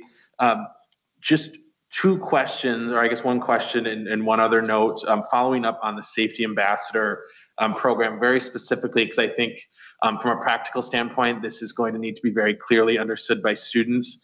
So the jurisdiction of an escort by 624 walk versus an escort by the safety ambassadors, and how that's going to work from a geographical standpoint and a logistical standpoint in terms of who can, escort where and in what areas, and who, when now students are going to have a second option for escort services, and how that's going to work. Are you asking really for some clarification on how that works? Yeah. Yeah, Chair Paul and Regent Farnsworth, it's a great question, and obviously you've worked within the system, so you know the details behind that. We usually, for the 624 walk, don't go much farther off campus, and that's because just the availability of our security staff is limited. We talked specifically yesterday. I met with the supervisor who will be working the area every night with her supervisor, her manager. And we talked, how do we do that? How would we make that work so that if there is a handoff, if we're escorting, let's say, a student through Dinkytown, how do we hand that off to security? The good thing about the DID and block by block is they're using their, similar to a 911 center in downtown, and they're allowing us not only to use that to call in so people can call into that center, but also they're going to coordinate with our Public Safety Emergency Communications Center. And there will be ability for us to do that. We haven't put out the numbers just yet. We want to make sure we get the ambassadors on the ground and comfortable. And then once we do that, we are going to post with the businesses and also with the apartment complexes a number you can call to get an escort in Dinkytown. The first thing we want to do, though, is make sure that our ambassadors feel comfortable working with our security and our UMPD and also MPD in that area. So the plan is to get that announced at some point and then be able to do a handoff if there's an escort from campus into Dinkytown and vice versa. Regent Farnsworth, does that get at it? It does. And a brief follow-up, Chair Powell. Thank you. Appreciate it. I know that was a bit technical, but I think it's going to be important for students to understand, and that was a very helpful answer. So appreciate it. And two more things. One, kind of on the student education piece. I think I saw Vice President Phillips here earlier. I don't know if he's still here, but being able to work through student affairs, perhaps student government, and other kind of student-facing departments on some of these educational pieces around logistics of how escorts are going to work, around kind of building upon the last communication from Senior Vice President Franz around student safety tips. I was here on campus on Tuesday volunteering at a welcome tent and saw a lot of students with AirPods clipped through the external facings of their bags, and to try to, avoid doing stuff like that. And I think some student-centric marketing through OSA, through student governments, to kind of echo or amplify some of these messages, I think could be really beneficial. And then the last thing I'll mention is on the parent engagement piece. I know that as a regent, I've gotten quite a few emails and phone calls from parents around public safety.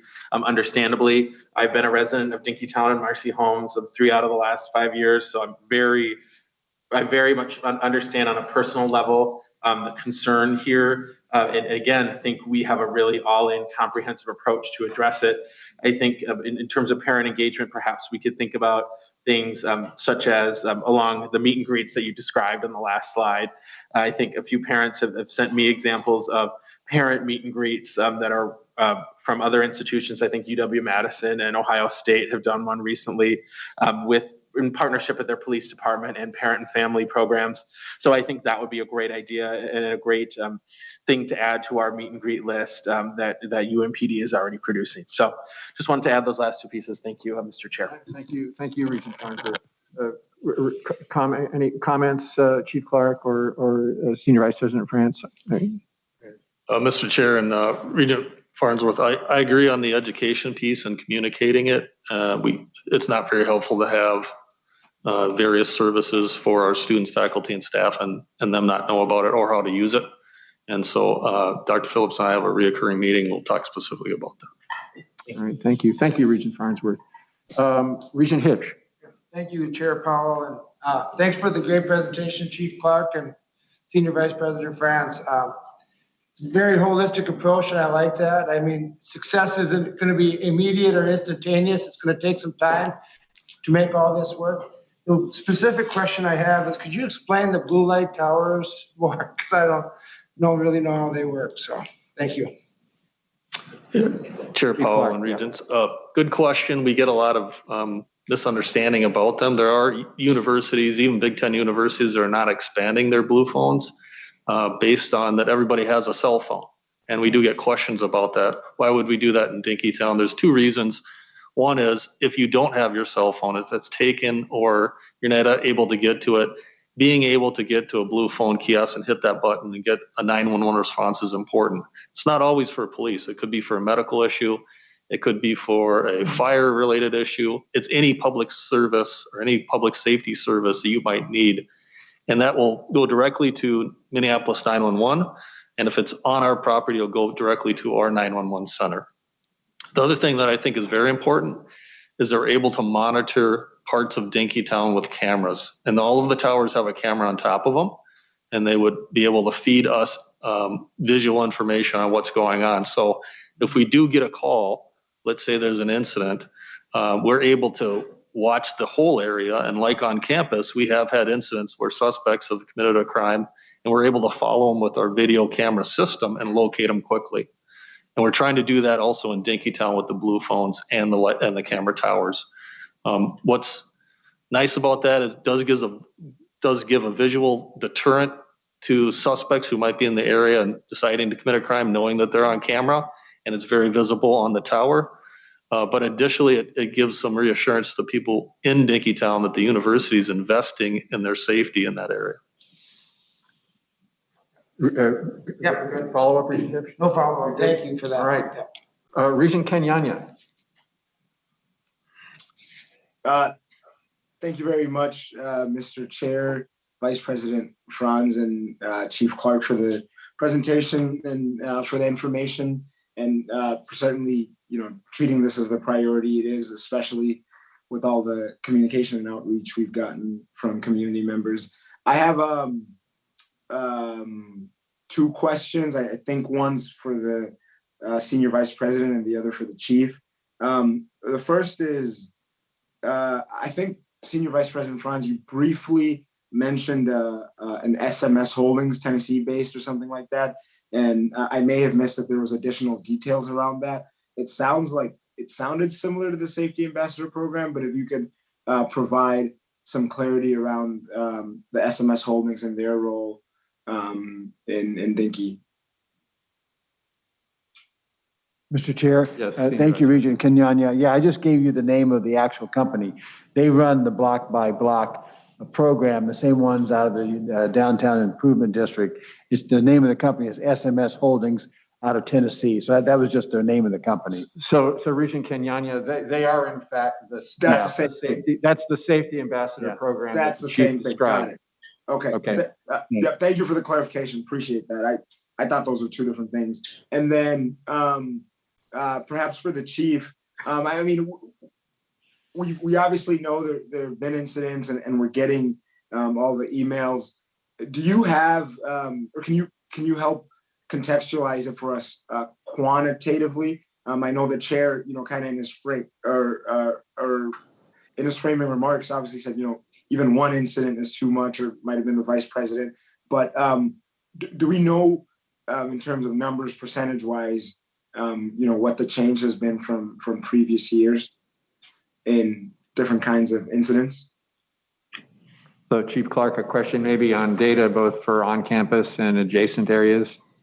Yeah, Chair Powell and Regent Kenyanya. So on campus, I believe that we're at 11 violent crime incidents for the year, which is about the same that it was this time last year and the previous year. In terms of overall crime, which includes theft, which is our biggest number, that's significantly down based on buildings being locked and less people on campus. When you're talking about Dinkytown, we looked at the numbers as well. I don't have specific numbers for you. It seems to change daily. Our robberies are definitely up in the Dinkytown area, as well as shooting incidents. In terms of assaults, they're down, and obviously they're up with the homicide incidents we've had as well. Regent Kenyanya, follow up or? No, not necessarily. I mean, thank you for the clarification. I think it's just helpful, because you get the emails and the reports, but just kind of being able to place, and it kind of sounds like, while this may have gone down, this other, type of crime has gone up. So I think just helpful to know that in the context. Thank you. All right, thank you, Regent Kenyanya. Regent Swigum. Mr. Chairman, thank you, Chief Clark. Thank you to you and your team for your service. Very, very much so. Chief Clark, in speaking with the president about these various initiatives, good work, good initiatives on the campus, specifically in Dinkytown. I'm more interested from a law enforcement professional like yourself, knowing some things that we don't know. What are we missing? What are we not doing that we should be doing for public safety? If you had a few more resources, or is there something that you'd like to do for public safety for our students and staff that we're not able to do? You got a little blank check for a small check, but a little blank. What are we missing? Chief Clark. Chair Powell and Regent Swigum. So there's a couple issues. I've sit on a board with all of the public safety leaders, the criminal justice leaders in Hennepin County, talked directly with the county prosecutor, judges, corrections officers. The correction system has a lot of issues. And one of the things that we talk about is having the same offenders on the street every day, even after they've been arrested, during their prosecution and their court dates being processed through the courts, which is very slow right now based on COVID. That's caused an issue for us in trying to get what normally would be those folks would be detained pre-trial. We're seeing them let out, and we're seeing increases in crime. Additionally, it's the juvenile issue, whether it's robberies or carjackings or auto thefts. It seems that the criminal justice system has a long way to go to getting some of these juveniles in the right direction. Is there something we can do that at some way we can change that at the university? I don't think so. I'll do my best on the board that I'm a part of to advocate for better alternatives to the entire system and making sure the people that are consistently committing crimes are either effectively dealt with or no longer on the street. That's the major issue for all of the chiefs that I've met and talked with in the metro. In terms of the university itself, what I said to the MSAFE team was, it seems like we're getting to the point where we're writing checks our body can't cash, the old 80s line. And what that means is we have officers working a number of additional shifts in Dinkytown. And again, we only have 50 some officers on patrol. With the football games, with everything else going on, it's pretty difficult to maintain that level through the entire fall season and maybe even into winter, depending on what the rates are. The officers are well committed to the campus community, to the safety of everyone, and they understand the need in Dinkytown. But I do not want to burn them out, and I'm very appreciative of the sheriff stepping in and helping us with those patrols. How long I can do that, I'm not sure. I value their health, and I value a long career for them, and I want to make sure that they're able to serve the campus community for many, many years. So I think that's a key importance of how many officers do we need to have if we're going to extend ourselves even farther past the university borders. When I talked to you in December, I thought the average is about 70 is what we're seeing for Big Ten communities like ours. And we need to get to that at some point. Especially true. This is especially true if we're going to extend ourselves off campus into other neighborhoods. But again, we don't know what's going to happen in the next few months. Minneapolis could look completely different after November, so we'll see.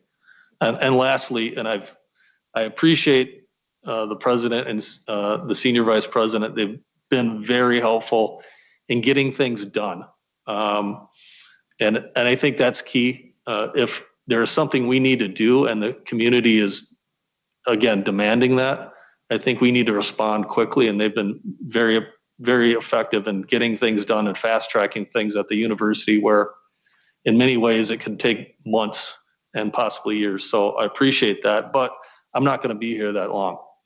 And what I keep telling my staff is you need people to step up and take my role, because I'm not going to be here. I'm going to retire in a few years.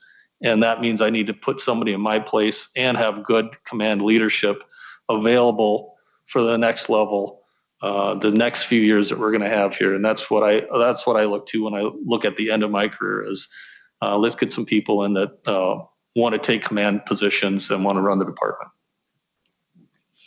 Regent Sviggum, follow up. Well, thank you for your service. Yeah, very good. All right, Regent Rocha. Thank you, Mr. Chair, and really following that last comment by Chief Clark, I would first say thank you very much to the department, to all of his officers and staff, and to the administration. I think that the university has responded well. There's always questions on how to communicate some of the things that are happening, but my sense is that the response has been strong and continues to adapt to the circumstances. But following what Chief Clark was just saying, I want to just orient the board's thinking a little bit to the underlying concern, the underlying challenge that we face. This report kind of started with the fact that we're, as the president pointed out, I believe it was president, about how we're in the midst of a very highly populated area. There's a lot of density here, and the university has changed so much in the last half century, from an almost exclusively commuter campus to now being fundamentally a residential campus. And as Chief Clark pointed out, the controlled access, as you would see at a dormitory, is a very clear way of being able to enhance safety and provide a safe environment for students. And so if we're to continue to be committed to an undergraduate population, a large undergraduate population, I think that we have to start looking forward. I would expect, perhaps none of us will still be members of this board when we would ever get to some of these things, but we are the lowest in ratio of dorms per student in the Big Ten, in a community in a setting where we probably should be the highest. And it just shows that as we were changing the nature of the university 30 years ago, we weren't quite ahead of this issue, and we didn't get a chance to sort of address this. Looking at campuses around the country, as I've had opportunities, a lot of campuses do have more of an ownership stake, even in lower congestion areas. And so, as we've talked about, Dinkytown and some other opportunities where we kind of expand our capacity to have influence over the development and coverage of law enforcement. I think I think it's really important. Again, looking in the crystal ball down the road, I think this is something the board and the university administration really have to be focused on in trying to move this in the right direction. I think sitting where we are right now and relying solely on the community for for student housing opportunities is going to continue to present a problem to us in security. And so thank you very much to Chief Clark and the administration for what we're doing right now. But we as a board, having the long view interest of the university as our responsibility, I think really need to start looking at how we're going to improve the number of dorm opportunities for our undergraduate students as long as we stay at this size, and then look at other ways of being able to exert some level of oversight and enforcement to keep our people safe. Thank you. Well, thank you, Regent Rocha, for that comment. Regent Mayron. Yes, thank you, Chair Powell. Chief Clark, you talked about the partnerships that we have, I think, in some sense been blessed with, for example, Hennepin County Sheriff's Office to provide additional personnel. My understanding is right now that commitment is short term, perhaps through the end of September into early October. So my question is, as we look past that period of time, what will be the drivers to decide whether to ask for additional help from them or other law enforcement agencies around the metro area? You talked about you're relying on the use of overtime of your own officers, but there's a point of no return where you're not going to be able to continue to tap them for overtime, given how much capability they have in a 24-hour day and you don't wish to burn them out. So looking at it short term on the assumption that this isn't going to go away by September 30th, it would be great if it did, but if it doesn't, what is the short-term plan to address this issue as it relates in particular to Dinkytown and providing safety measures for that area? Thank you, Regent Mayron. Chief Clark. Chair Powell and Regent Mayron, there's a few things that we're looking at. The first part is obviously the ambassador program. They're a force multiplier for us, more eyes on the street, more visibility. And that's obviously that's being initiated this Thursday. But also we are hiring right now. I will tell you that it's sometimes a bearer of bad news, and this is bad news, but there's not a lot of people in the hiring pool for us and for the entire metro area. Every agency is hurting in terms of trying to get qualified people in the door. We were lucky with our last posting to have officers sign on, and those people are in training right now. And we're doing that again to hopefully get them on board as well. I know that there's always additionally a slowdown period as it gets colder. So there's a possibility we can back off on some of the overtime and adjust it depending on the time of day and the day of the week. So we can do that as well. But then there's also the possibility of us requesting additional assistance. There is no additional, as far as I can see, Minneapolis patrols that are going to be available. And so we are looking to other resources, and we're very appreciative of other agencies being able to help us out and work in the area. But it's a very special case because other than the state or Hennepin County, when I say state, I mean state patrol, there's not a lot of other multi-jurisdictional agencies that can step in and help. A follow-up, Regent Mayron? No, thank you very much. All right, good. Thank you. Regent Farnsworth, and I think that you are the last in the line, so you'll wrap us up. Yeah, thank you, Chair Powell. I'll actually withdraw because Regent Mayron got to where I was going to go. So thank you. Okay. All right.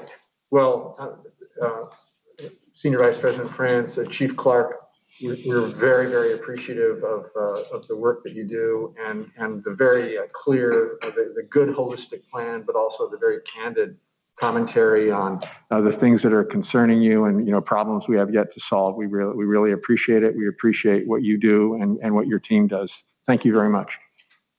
Thank you. All right.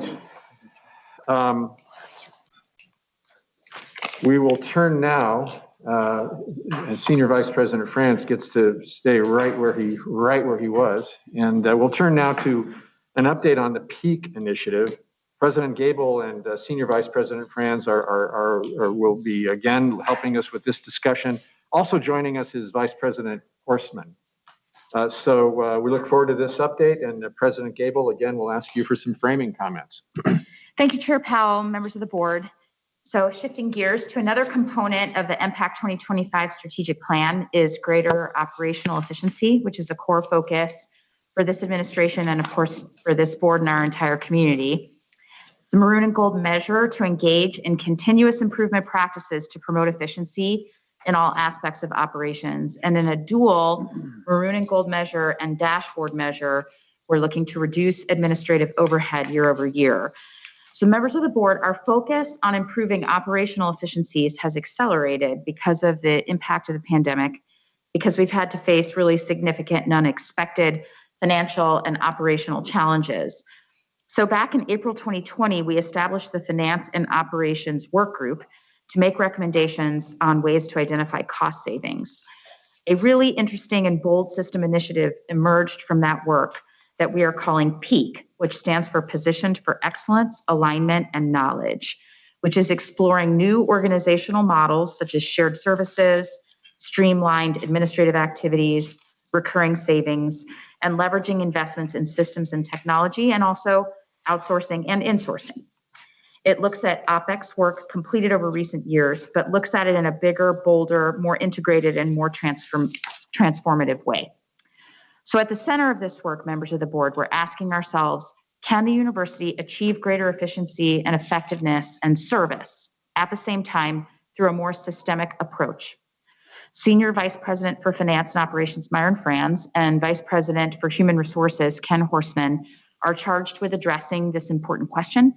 And they're here today to update you on this work, including the research, surveys, and consultations conducted by our consultants, KPMG and Huron, as well as collective work within the university community that gathered input and refined some of the opportunities that were initially identified.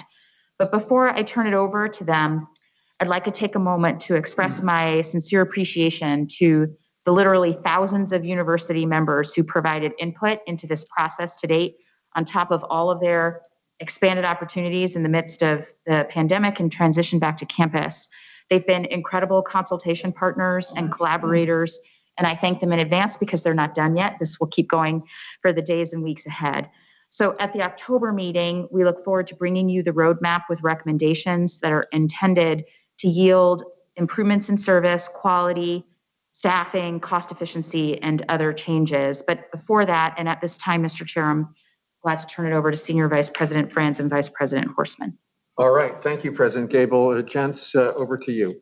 Thank you very much, Mr. Chair, and thank you, President Gable, for that introduction. And I appreciate the opportunity to update you on the progress. You'll recall in July, we talked to you about what work we had done to that point for the PEAK initiative. We discussed the past 18 months that we've highlighted the need for the university to be agile and flexible. You cannot pivot if you're not flexible, right?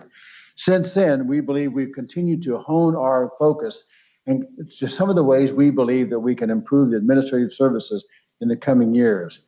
Today, we're going to share with you a brief update on the PEAK initiative and the progress we made since July.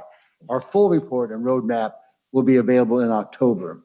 So today, we want to discuss the goals that we have set for ourselves between July and October. This is what we're calling the bridge period. And we will also discuss the structure of the office that will support this work.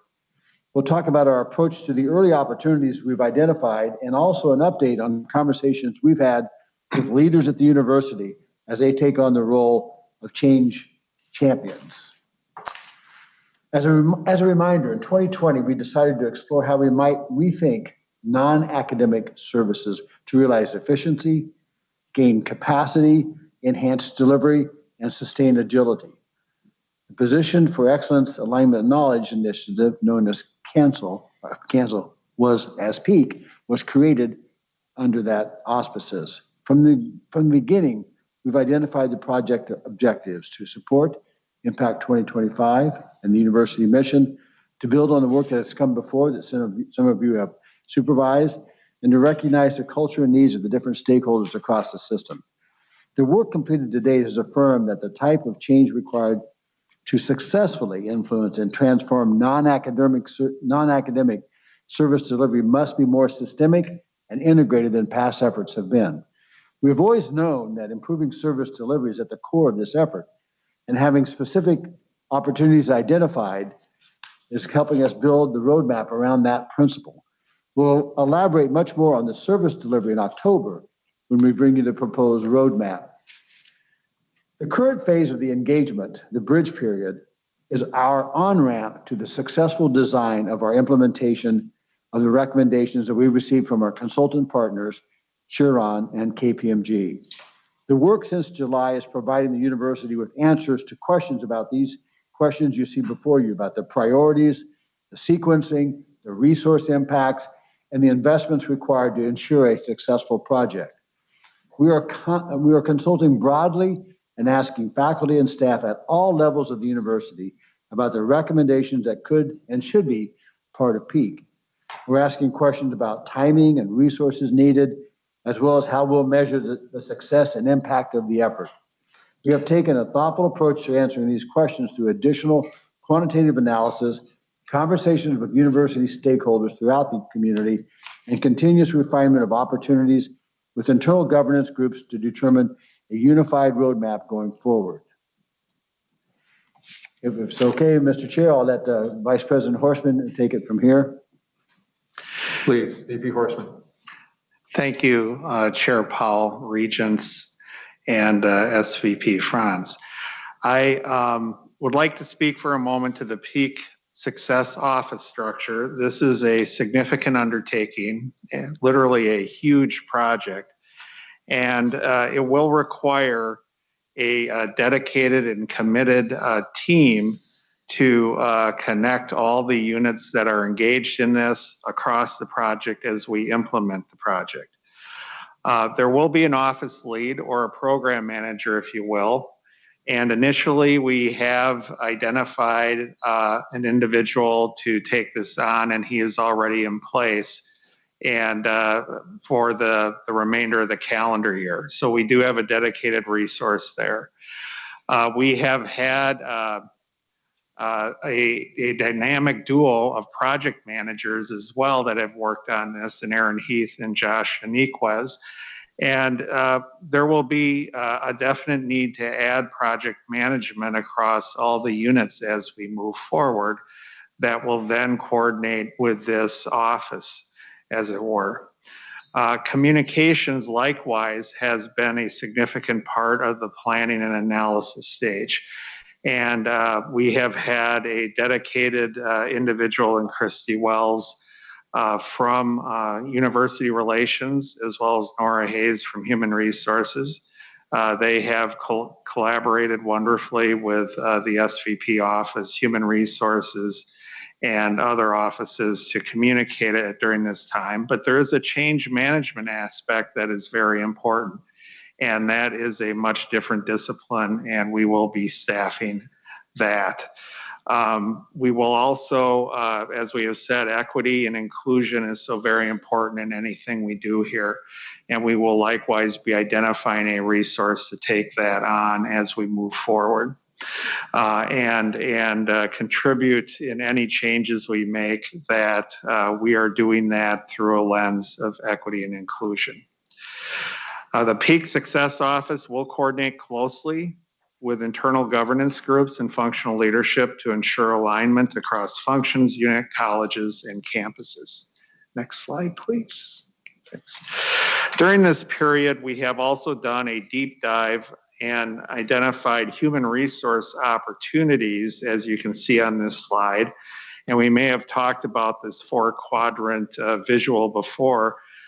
We're doing this because we recognize that support transformation across the institution, human resources must really come first and transform first. It has a support function across the other units, as well as an impact on the services we provide.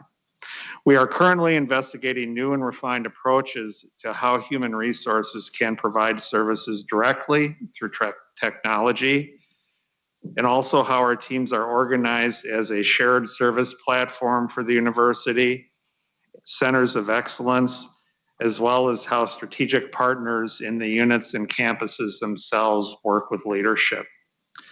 This work does come first, as I said, because it will provide a framework as to how we can scale this for other areas. One size does not fit all, and that we recognize. Within human resources and across all of the additional 11 in-scope areas, we anticipate most work may be suited for a combination of service models. One function might benefit from employing direct access, information sharing, shared services, a strategic consultant-led type of work, as well as other different configurations. And so the important aspect of this is that we robustly test our solutions before we implement an impact. Next slide, please. We also know that due to the challenges of any service delivery changes, it will be especially important to have active sponsorship from leadership. So during this current period, we have begun the change management process itself by engaging leaders and making them aware that as sponsors and leaders of this initiative, we will rely on them to communicate the business case for change, answer and escalate questions raised in their teams, and continue to provide feedback. Each unit will have ownership of the projects that impact their unit in one way or another, and the leaders are critical to engaging that process. Next slide, please. The result of the work during this period is that the Peak Initiative team is developing a unified roadmap across all 12 functions to clarify roles, responsibilities, and sequencing for the work to come in the design and implementation phase, which we have said we will present to you in October, and we are looking forward to that.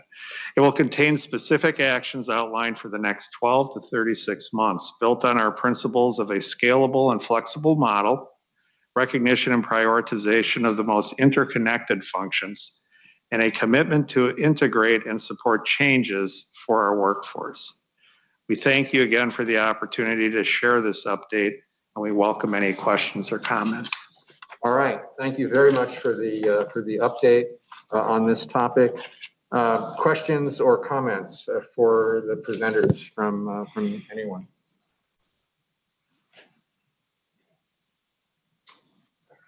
No, don't see anyone from viewing. Don't see anybody.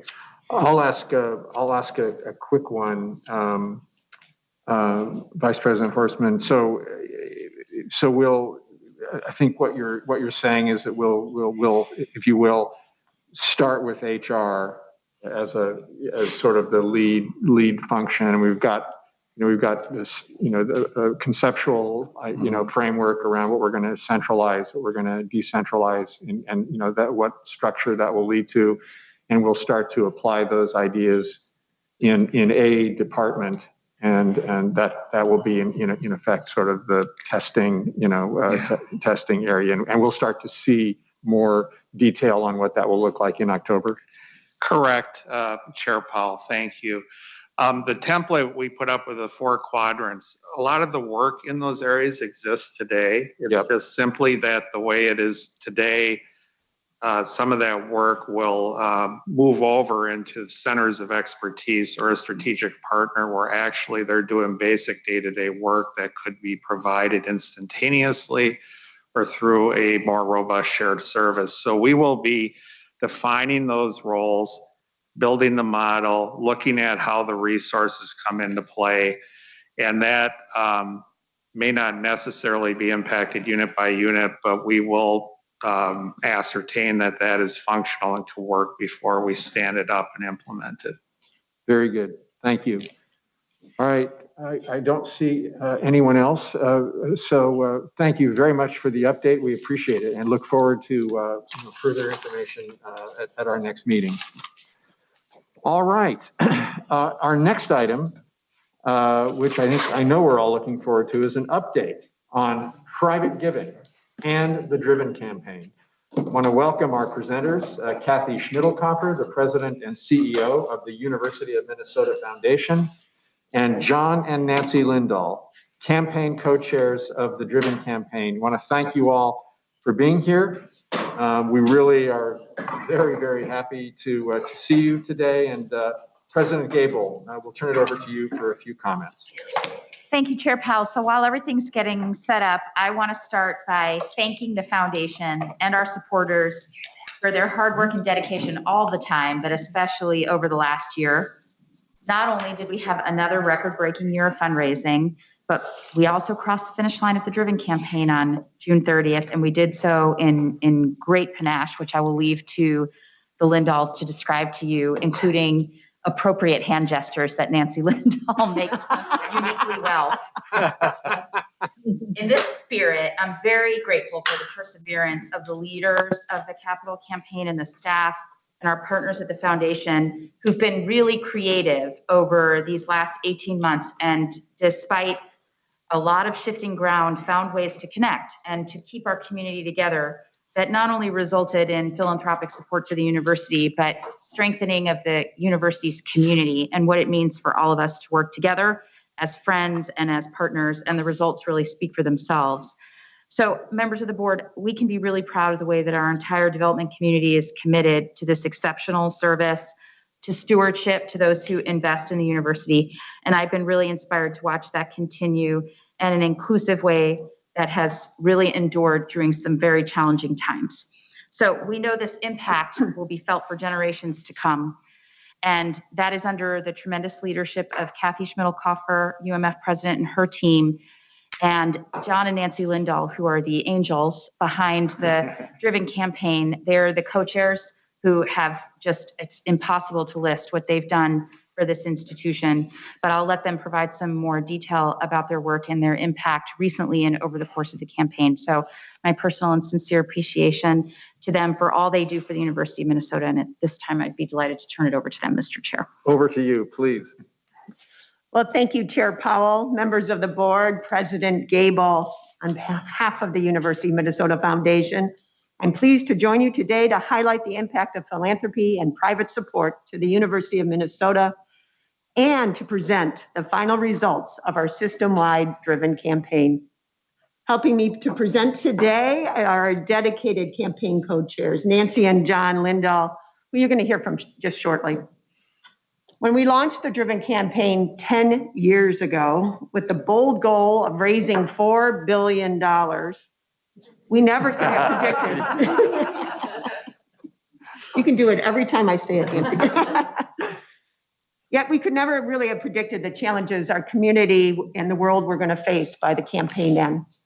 A pandemic that struck the world, a national call for social and racial justice that began here in the Twin Cities, and on campus increased hardships for our students in a difficult economy and learning environment.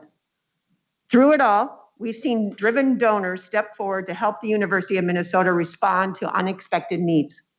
Today, we are thrilled to present the final results of the Driven campaign and celebrate how those who supported it rose to the moment again and again. But before I get into the campaign, I'd first like to offer a quick overview of the University of Minnesota Foundation and this last year of fundraising results.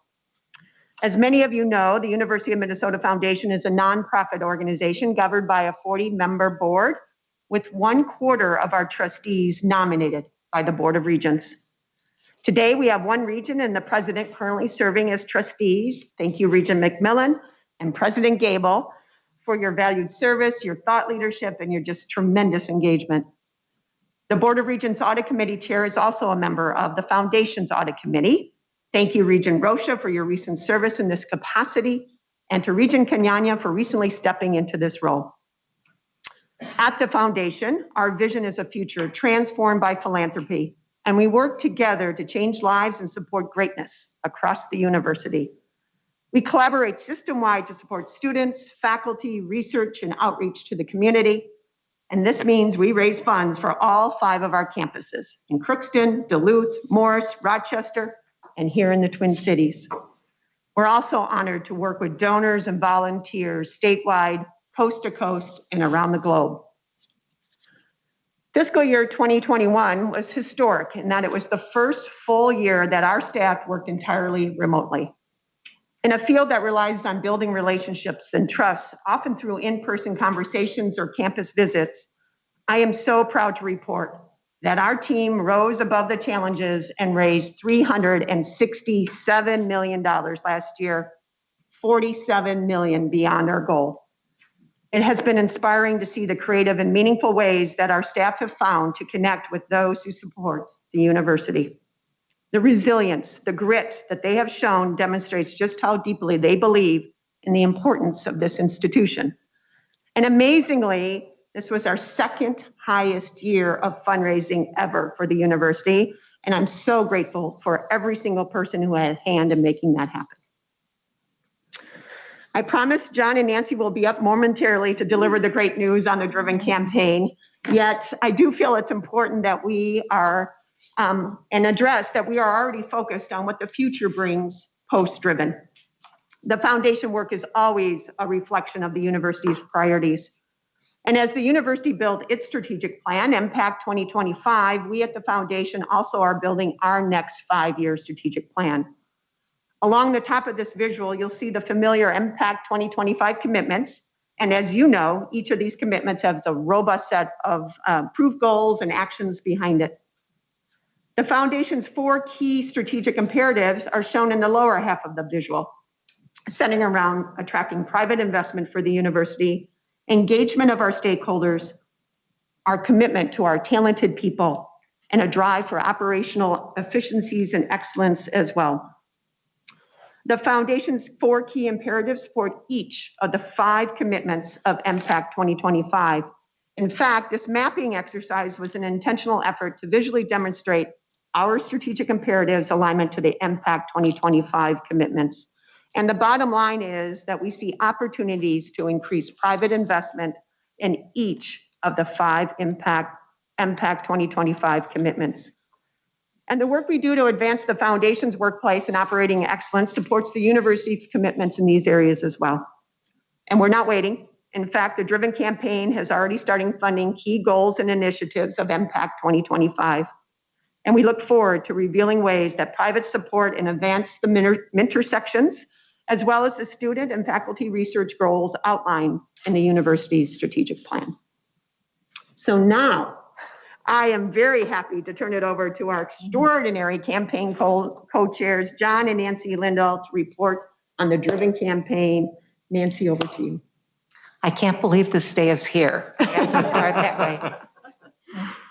Thank you, Kathy, Chair Powell, members of the board, friends on the board, President Gable. For the past few years, we've presented our progress on the Driven campaign, and we are thrilled to be here today to celebrate the conclusion. As a brief reminder, our system-wide campaign began in July 2011 and spanned 10 years, a little bit longer than the football stadium, which took 5 years. So add it all together. We celebrated Driven's public launch on the Gateway Plaza 4 years ago, and the campaign officially ended on June 30th of this year. All of the university's campuses, colleges, and units were part of Driven, and we're committed to our $4 billion goal. Joan and I have been doing this B backwards for quite a long time, virtually. And today, with all of the final counting complete, I am thrilled to let you know that the Driven campaign raised a total of $4.4 billion.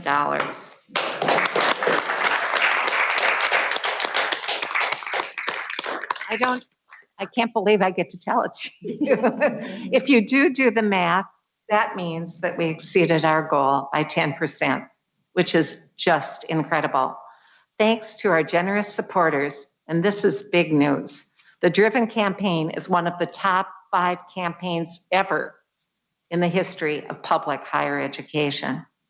This is truly extraordinary, and it's even more incredible to think that the impact that this has had and will continue to have on so many. We are happy to have exceeded each of the 3 categories, 103% for our students, 103% for our faculty and research, and 135% for university initiatives and outreach.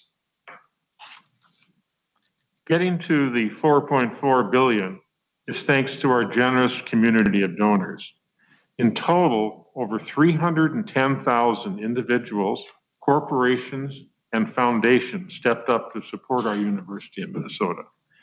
This includes nearly 124,000 alums who contributed a total of $1.7 billion to Driven. And we have a great opportunity in front of us in thanking and continuing to engage all of our donors, but especially the over 50%, this is an amazing number, of new donors to the campaign. It's also important to point out and celebrate the university's community of faculty, staff, and retirees. Together, 16,000 of them committed $197 million to areas they care most about. It's obvious that our faculty, staff, and retirees care deeply about the place they work. 10 years ago, we didn't have a single donor who had given $5 million or more. But through Driven campaign, we've had 97 supporters at that level. Can you do 97? To think about. Wow. And can you believe 10 of those made contributions in excess of $25 million, which is just absolutely incredible. There's no shortage of impressive numbers from this campaign, and they tell an important story. How a courageous and determined community rallied around the belief in a better tomorrow. That community includes supporters in all 50 states and 79 international locations.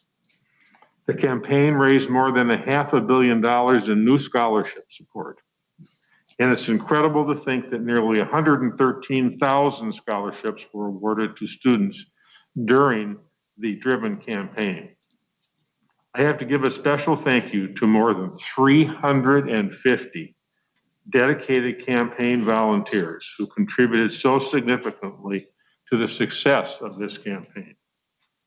We wouldn't have done this without the time, talent, and support they offered as champions of the university. We started this journey 10 years ago, and while we are proud to have surpassed our $4 billion goal, we know that much of these dollars are already hard at work. In fact, dollars began to flow to our students, faculty, and research efforts almost immediately. And as of today, $3.3 billion, or 75% of our goal, is making a difference in the lives of students, our research advances, and our ability to impact the community around us. And the remaining $1.1 billion will come to the university in the forthcoming years. It's comprised of future commitments, such as planned gifts or pledge payments that will power the U's priorities in the decades to come. Our campaign was driven by 5 priorities, beginning with the goal to elevate a world-class student experience. Gifts to support scholarships, fellowships, and faculty have transformed student lives so they can in turn transform our world. We see this in Brett Hubers, a 2020 graduate with a degree in political science and racial justice and urban schooling, who received the Dave Larson Scholarship all 4 years at the university. Before graduation, he spoke to the Board of Trustees about how important the scholarship was to his success as a student, and how he hoped to go on to earn his master's in education and eventually change lives in the classroom. Well, I'm happy to report that Brett has done exactly that. He is now a graduate with his master's in education, and he began teaching social studies this fall at Columbia Heights High School. We are so proud of him, and we wish him and his students all the best. The University of Minnesota has long been known for its innovative, creative collaborations that have delivered advances in medicine and health. Support of the Driven campaign has accelerated the work of our top researchers and physicians in important ways. Over the last decade, Driven has powered medical breakthroughs, cutting-edge research, and more recently, guidance and care to a world gripped by the pandemic. Gifts to the campaign made it possible for University of Minnesota's medical professionals and researchers to open a pediatric dental clinic to treat children with special care needs, create a center dedicated to addressing and uprooting structural racism's impact on health and healthcare, make early discoveries about how the virus that causes COVID-19 binds to human cells, and to perform the first ever successful separation of twins co-joined at the heart. The surgery took 9 hours, weeks of preparation, and a team of 44 people, including specialists in critical care, neonatology, nephrology, cardiology, and surgery. We are so grateful for the many, many donors who have supported the M Health Fairview Masonic Children's Hospital, where the surgery was performed, and to the medical professionals who saved the lives of these very special twin girls.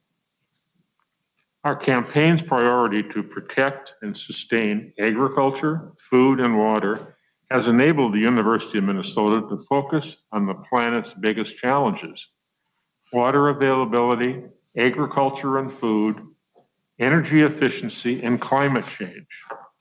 Gifts made during the campaign have helped the U of M remain a leader in sustainability by providing 140 acres of land as a living laboratory for students and scholars near the University of Minnesota Norris, making it possible for students at the University of Minnesota Duluth to take part in the first ever comprehensive study of Lake Superior to better understand climate change, and creating a research center to halt the decline in honeybees and restore sustainability to the food chain. We will continue to seek scientific solutions and are grateful that funds raised through Driven will propel this work forward. For our students, faculty, and industry partners, the university is the center of invention, where new ideas create a clear and widespread economic value. The Driven campaign sent out to fuel that innovation. A great example is the invention of Dr. Stephen Richardson. In the earliest days of the pandemic, Dr. Richardson was concerned about a shortage of ventilators for COVID-19 patients. So he and a biomedical engineer friend created a working prototype of a simple machine to fill that gap. The result is a simple low-cost ventilator called the Conventor, which uses a motorized self-inflating bag to assist with breathing. This project was made possible thanks to the donor-funded grant, U of M crowdfunding, and corporate support.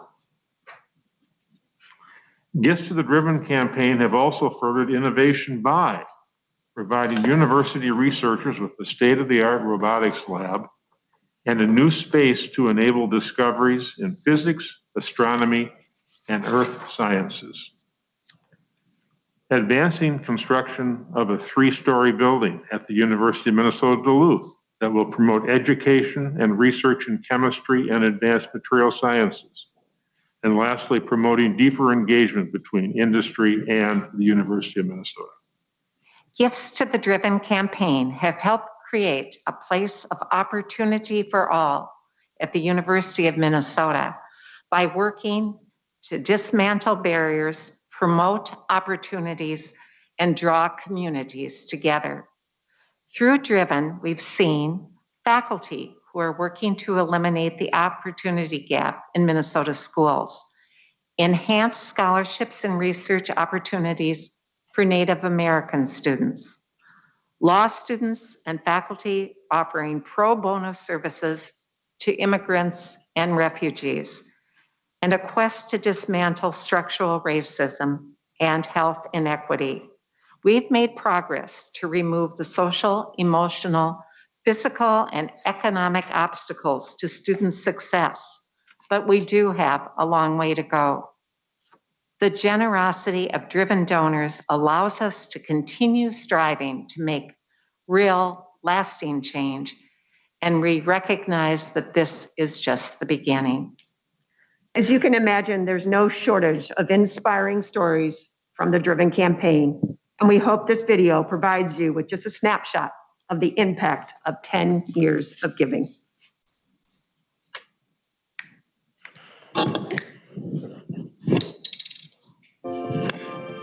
At the start of a 10-year journey, it's hard to know exactly where you'll end up or just how you'll get there.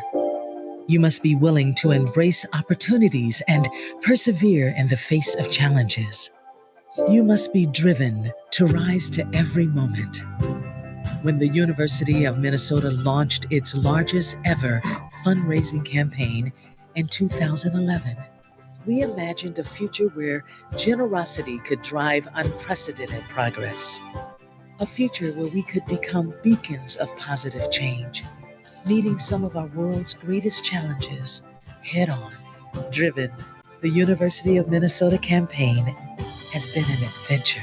Thanks to the remarkable generosity of more than 310,000 donors, an astounding $4.4 billion has been raised. But more importantly, countless lives have been changed as together we advance our 5 campaign priorities.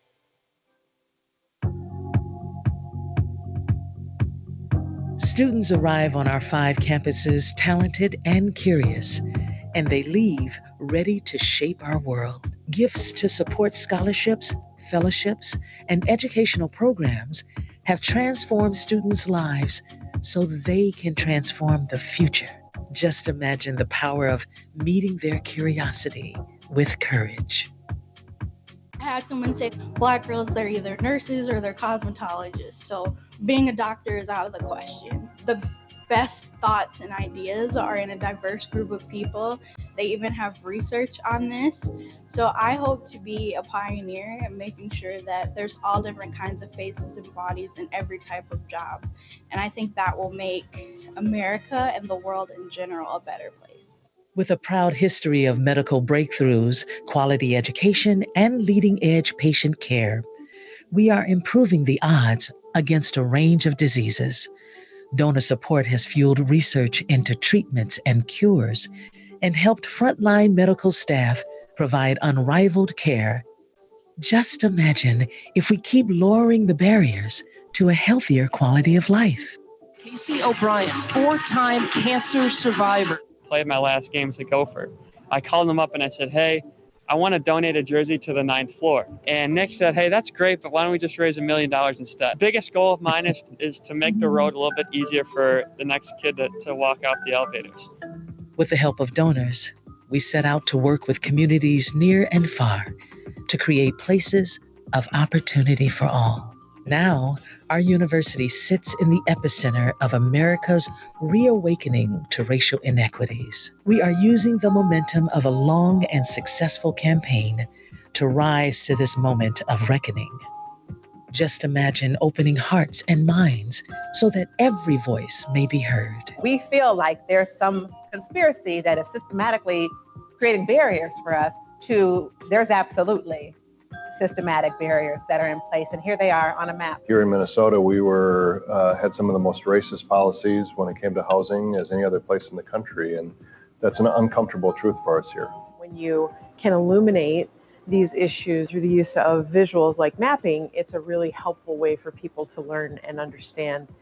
Like Minnesotans everywhere, Driven supporters remain focused on protecting and sustaining agriculture, food, and water. Donors have advanced groundbreaking work on our campuses, located on America's greatest lake, greatest river, and greatest prairie, to move toward a brighter tomorrow. Just imagine harvesting our collective expertise to feed a sustainable future. The Department of Plant Pathology is a very historic department. Norman Borlaug graduated here, and he's the father of Green Revolution. I'm very inspired by his work. I want to continue that legacy. It will be essential to establish a clear path to share prosperity in a post-pandemic world. The dedication of students, faculty, and business partners Make the university a center of invention that creates growth well beyond our 5 campuses. Just imagine tomorrow's industries born today. You can have all the ideas you want, but if you don't invest in the infrastructure to bring those ideas into the real world, then those ideas don't really have any value for society. At 2 a.m, I can send an email and have a team in a conference room 6 hours later, and then 2 days later have a version 3 of a prototype working in a lab. The community of the driven, those who have offered their support and those who have put it to good use, share an uncommon sense of optimism and determination. They know that from a spark of imagination, fueled by generosity and gratitude, movements are born, possibilities emerge, and dreams become a reality. I found out that I received this scholarship. I was through the roof. I was so excited. It meant the world to me and to my family. I've got more time, more flexibility to serve my communities in the ways that I want to. The impact is not measurable, and thank you those are not enough words to say. Could not do what we continue to do today in terms of public education and outreach and our research without significant generosity of foundations, corporations, and individuals. Donor support has been critical to the creation of the Center for Anti-Racism Research for Health Equity. Without it, we don't have the resources to do the work. It was really validating to feel recognized and acknowledged, and to see that my work is making an impact. I was the first one to graduate high school. Now I'm the first person to graduate college in my entire family, not just my immediate home. And I don't know if that would have been possible without this, honestly. The donors, you, everyone, you've been part of my family history.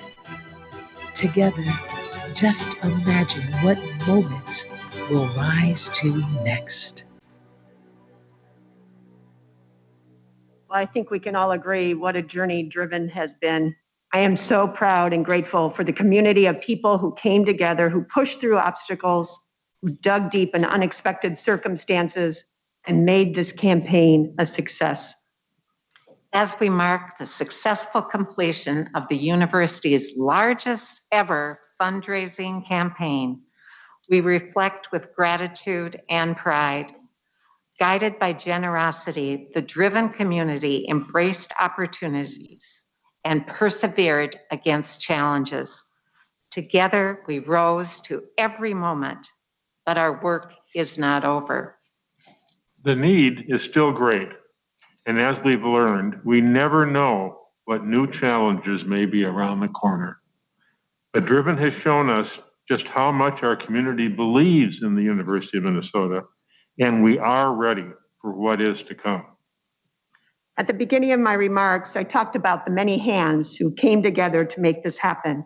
So as we close, I'd like to take this opportunity to express my gratitude for all the people who got us to this momentous occasion. First, to the university-wide development and advancement community, congratulations to all of you for a job well done. You have much to be proud of, and we are grateful for all that you do day in and day out. Volunteer leadership and campaign ambassadors, we are so grateful for the 350 volunteer leaders across all 5 campuses led by John and Nancy Lindell. We thank all of them for the time, their talent, and their treasures. Our thanks also to the Foundation's Board of Trustees. They are dedicated to our vision of changing futures and lives through philanthropy and are so committed to the university's mission and well-being. We know that donors not only give to the institution, but to leaders as well. My gratitude to our colleagues across the universities, chancellors, deans, academic and unit leaders, and the university's senior leadership team. Your commitment to your respected visions and strategies, as well as our donors, was absolutely essential. The Driven campaign was the vision and the on-the-ground hard work of 2 university presidents. We are grateful for President Eric Kaler's leadership in launching Driven, and for President Joan Gable, who took the baton and brought us across that finish line. Thank you, President Gable, for your leadership, your dedication, your commitment to our volunteers, our donors, and to our team. And finally, to all of you, the Board of Regents, as well as the regents who have come before you, thank you for upholding the values and principles of this tremendous institution. Your service is recognized not only for the commitment and decisions you make today, but for the future successes of generations of Minnesotans to come. Driven was a success because we rose to the moment together. Thank you again for the opportunity to share our report today. At this time, Chair Powell, I'll turn it back over to you, and we're happy to take any questions or comments and or celebration. Well, I can probably do all of this. I mean, if my fellow regents, Jenny, you want to jump in? Well, Yep. outstanding. And I'm so glad the video worked this time. Thank you to the technical team. Terrific. I do have a couple questions. I'm looking at on our board materials. It's page 81. It's the slide that shows the MPAC 2025 and UMF strategic alignment, and you talked about your strategic plan for the next 5 years. And I was looking at the circles, workplace imperative and operations imperative that is part of your strategic plan. And I wondered if you could just speak a little bit about what those are and how that fits with your strategic plan, if you could flesh that out a little more. And then my question from 25,000 feet on high is, well, you finished this one, so what's next? These are for you, Kathy. Yeah. Well, I'll start with the latter, because I'm sure it's a question on everybody's mind. We started preparing for what's next about 18 to 24 months ago with our strategic plan that was strategically paced about 3 or 4 months behind the university strategic plan. So I'll come back to the plan in a minute. So we will now go into what we will call the quiet phase or bridge campaign. So our work is not done. There are evergreen initiatives that we can all agree on as a university-wide community, from student support, faculty support, research. And now we have an opportunity to really lift up and think about diversity, equity, inclusion, and how this university is advancing it, not only through our student and faculty lives, but also our research lives. So we will continue on that path and then work on the next university-wide campaign. And so more to come with all of you on that. I will have to tell you this team is never looks at a goal and says we can't do it. We have pegged our this year goal out of campaign at $367 million for the university. And if you remember right, that's where we finished the second highest year of fundraising this last year. And for big campaigns coming out of campaign, you usually see a 10 or 20% kind of decline, which would be normal. So we're gonna hold ourselves accountable to not taking a step back when it comes to private support for the university. Regent Mayron, Chair Powell, you asked about the 4 strategic imperatives, specifically number 3 and number 4 on your screen, the workplace imperative and the operations imperative. I think before I talk to them, I think it's important to realize that our strategic plan is really grounded in the first 2, which is increasing private investment for the university. And to do that, strong engagement with our donors, our alumni, our friends, our external constituents. As our own nonprofit, we do have our own workforce plus the development community. And we want to make sure that we're taking care of those workforce with the right training and development, retention, attraction, and being really relevant in terms of industry best practices there. And so it's our way to take a nod to our development community and make sure we're investing behind them so they can continue to increase philanthropy for the university. Same thing on the operations imperative, again, being our own nonprofit with our own budget and our own goals around that.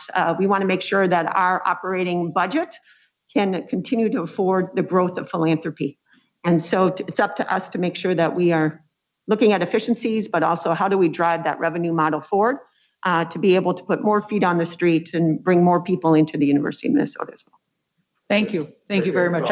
No follow-up. Thank you very much. Appreciate it. Thanks, Chair Powell. Well, President Schmidt-Hofer, I just want to tell you, great leadership. You've done an outstanding job of getting this whole thing corralled and put together. And I think we all know that private stewardship is going to become more and more of a funding for the University of Minnesota. And then I just want to say to Nancy and John, wow, you guys, I don't know even what to say. You guys, I don't know how you met, but it had to be fate. Because you're very inspirational to me. You're one of the most inspirational couples I've ever met, if not the most. And thank you for all you've done. I haven't been to university function in the last 10 years where you haven't been there working. And so thank you so much for all you've done. Thank you. So, thanks. Thank you, Regent Hips. We actually met 55 years ago, November 15th, at this great campus. So Maybe we should ask, maybe we should ask the Lindalls, what's next for you? Yeah. Regent Rocha, you'd like to jump in? Yes, thank you, Mr. Chair. And just joining on the celebration side of things, twofold. One is to President Schmidlkoffer and her team.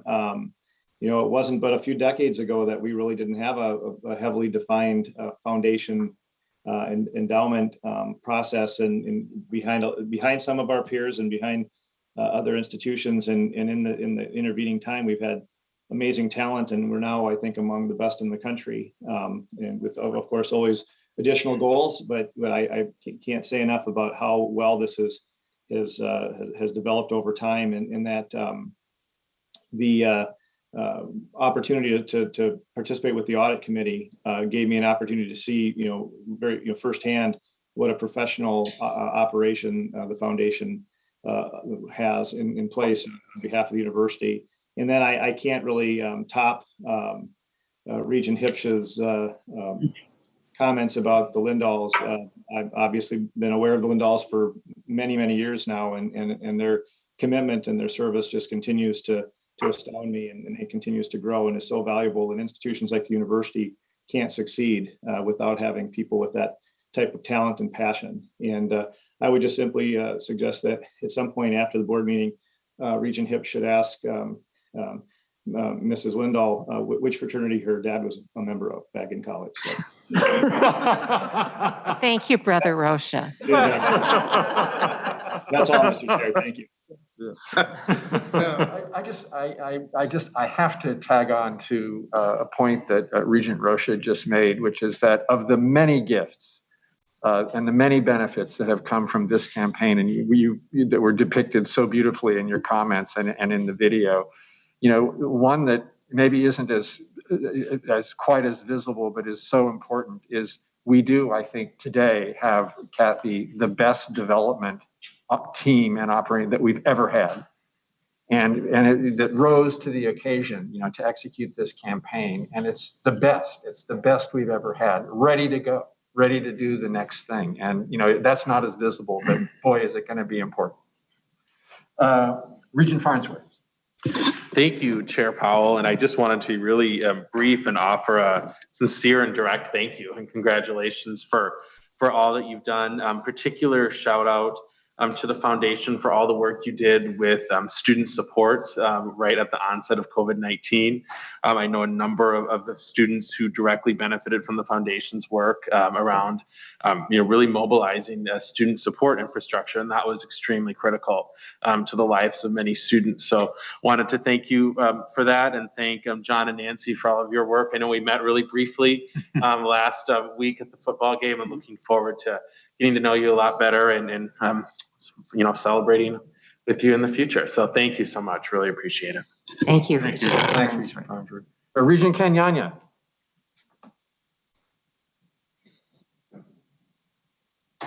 Thank you very much, Mr. Chair, Madam President of the foundation, and the Lindalls for all the work, the campaign. I have unsuccessfully tried to convince the Lindalls to manage my personal savings campaign, but I'm still working on that. I'm still working on that. But no, seriously, just a big round of congratulations, to the university and you all and all the people behind you, right? And we know that it took a large team, and you gave us some of the numbers, and a lot of those people were involved. I do have a question.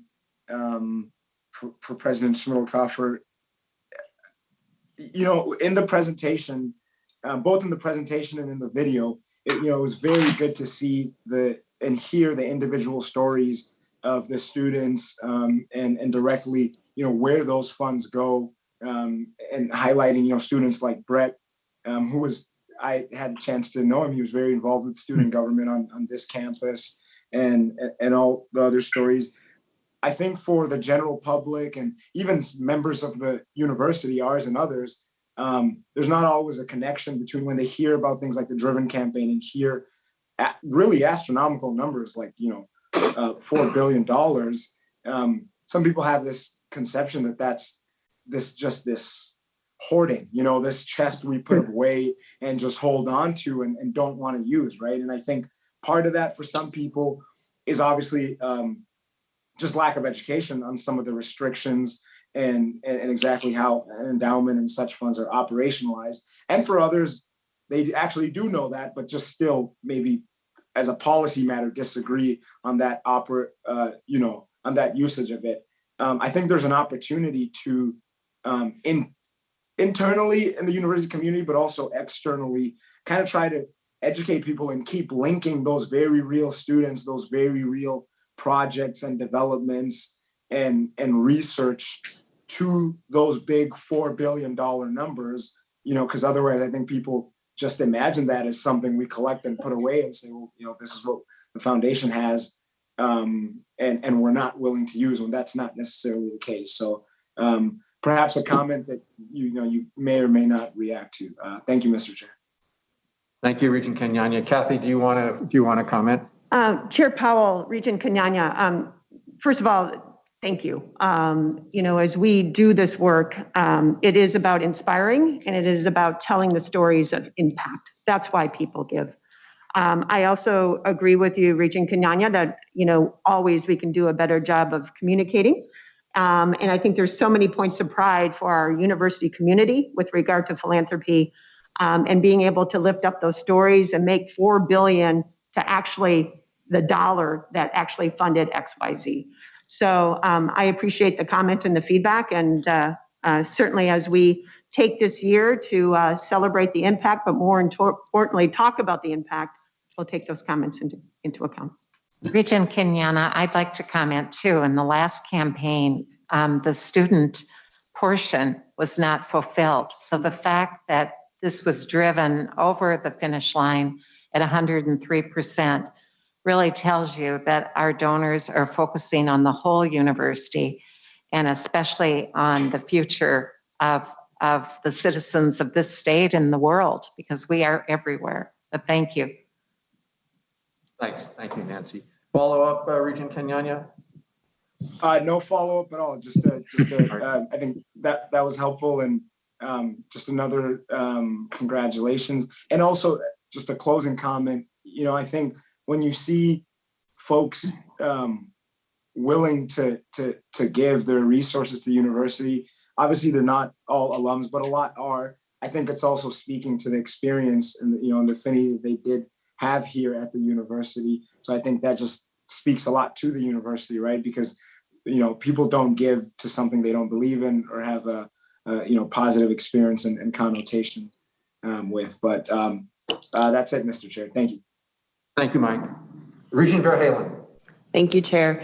I just wanted to take an opportunity to pile on, I guess, because this is a moment to be celebrated. And truly, having seen personally the work of the foundation, staff, and volunteers, and the passion that they all hold for the university in all of its areas of the mission is just wonderful, and also should be celebrated and yelled about from end to end about how great it is and how lucky we are to have them.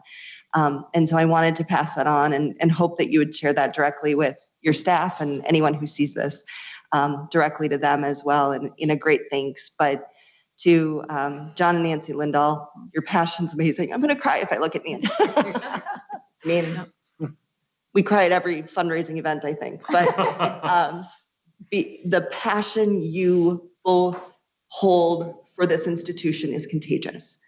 And what you did in overseeing these opportunities and really investing yourselves back into the University of Minnesota, the university community, the communities and opportunities that the university supports is absolutely unmatched. And thank you very much. Thank you, Thank Regent you. Verhalen. Thanks. Thank you. Say, hey, John and Nancy, would you join Joan and I at the podium?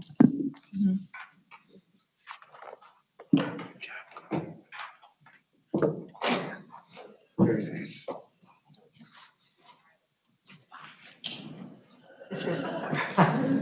Yeah, you need at least one a day. So it's our great pleasure to present the award of outstanding merit to the Driven Campaign volunteers. The certificate reads, the Regents of the University of Minnesota recognize with sincere appreciation the exemplary dedication and contribution of the more than 350 volunteers who made the Driven Campaign a success. Beginning in 2011 and spanning a decade, Driven was the largest university-wide philanthropic campaign in the history of the university. With a goal of $4 billion, the campaign set out to make a direct and enduring impact on our students, our state, and broader community by addressing some of the world's greatest challenges. Driven's volunteers provided vital energy and tireless advocacy to this effort, which led to a campaign total of $4.4 billion, 10% beyond the goal. Their gifts of time, talent, and resources have opened doors to a brighter future and positively affected countless lives. Receiving this award on behalf of Driven's volunteers are John and Nancy Lindahl, the Driven Campaign co-chairs. Throughout the campaign, they traveled the country. They met with countless university friends and alumni. They inspired generous giving across our campuses, our colleges, our units. The impact of their leadership will be felt for generations.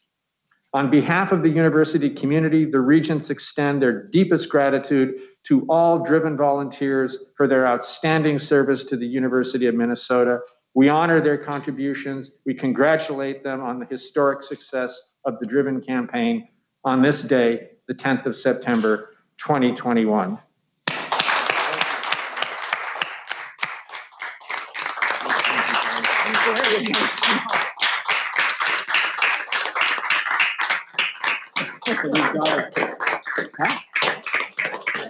Yeah, I think we should. We're gonna get a picture. Yeah, we can get a picture. Here, why don't you guys, if you can stand. I just want to say to everybody, the pleasure is ours. I think our marriage has been sustained by having something to talk about. We've now been on the campaign trail for 15 years, if you include the football stadium, and I really don't know what we're going to do. Go Gophers.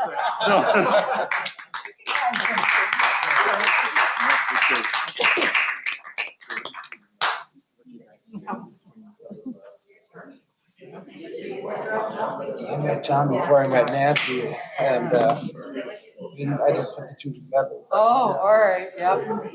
I met her through the alumni association, way back when. That's how I met. That's how I met her.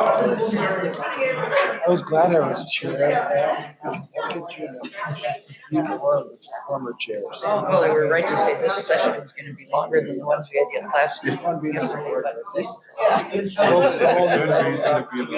Right. Yeah, I've got. That is true. I think they're getting. They'll find something. That was when it was previous board. Yeah, we were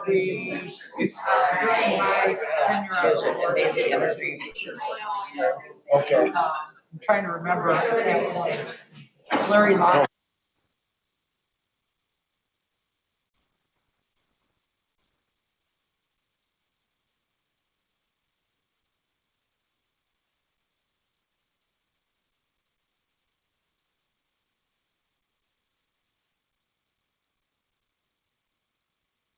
Report's done.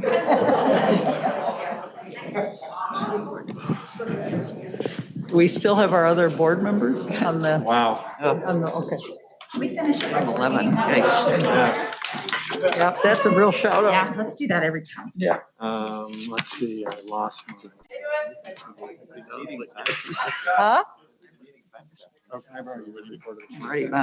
Okay, guys, girls, we're almost done. This brings us to our, wow. Joan says, can we finish every meeting that way, please? So we're now on to the committee business, and a quick reminder that if there were multiple items voted on in the committee, we'll take all unanimous recommendations of the committee as one motion. So all items that were recommended unanimously will be taken together unless any member of the board would like to separate any of those items from the motion, following our normal practice for consent. So we'll begin with the report of the Audit and Compliance Committee, and Regent Kenyanya, please will you share your report with us? Thank you, Mr. Chair. The Audit and Compliance Committee did not consider any action items this month. We had discussions on 3 topics. First, the committee had a brief opportunity to visit with members of the external audit engagement team from Deloitte. After 10 years of service as lead partner on that team, Katie Knudsen will be rotating off per Deloitte's requirements, and Judy Dockendorf will be taking over that role. We're happy to have a familiar face as our new lead partner and look forward to working with Ms. Dockendorf and the entire Deloitte engagement team in the years ahead. In our second item, we briefly reviewed the committee's 2021-2022 work. I'll note that Vice Chair Rocha and I made a conscious decision to build out a comprehensive work plan despite the upcoming transition in the chief auditor position. Even so, the plan is flexible and will allow a new chief auditor to make adjustments as needed while still providing them with structure to walk into. And finally, the University Controller Sue Paulson and Director of Purchasing Services Molly Viola walked us through the committee's role in the review of the audited financial statements. As you know, in October, the committee will have the opportunity to see and review these statements prior to their final issuance by Deloitte. Thank you, Chair Powell. That concludes my report. Thank you, Regent Kenyanya. We'll turn now to Regent Hipsch, and please will you report on behalf of the Litigation Review Committee? Chair Powell, the Litigation Review Committee met yesterday. At this meeting, we adopted a resolution that authorized the closing of the meeting to discuss matters subject to attorney-client privileges. All right. Thank you, Regent Hipsch. For mission fulfillment, Regent Johnson, your report, please. Yes, the Mission Fulfillment Committee had one action item this month. The committee voted unanimously to recommend the approval of the consent report. That includes 3 items. 1, academic program changes. 2, conferral of tenure for an outside faculty hire. And 3, the conferral of 1 faculty emeritus title. Thank you, Chair Powell. That concludes my report. Thank you, Regent Johnson. So before I call for the vote, would any regent like to separate an item recommended by the committee in this motion? Seeing none, I'll pause. Are there any questions or comments? Okay, Regent Johnson, do you have a motion to move approval of the consent report? I move approval of the committee consent report. All those in favor, please say aye. Aye. Aye. Any opposed, please say no. All right, that motion carries. Regent Johnson, any additional committee business? No, that was all. And thank you, Chair Powell. That concludes my report. All right. Thank you, Regent Johnson. Moving on to the report of the Finance and Operations Committee. Regent Mayron, please. Thank you, Chair Powell. The report of the Finance and Operations Committee includes 5 items this month. First, I'll move those items that were unanimously recommended by the committee for approval by the board with no recusals or abstentions recorded.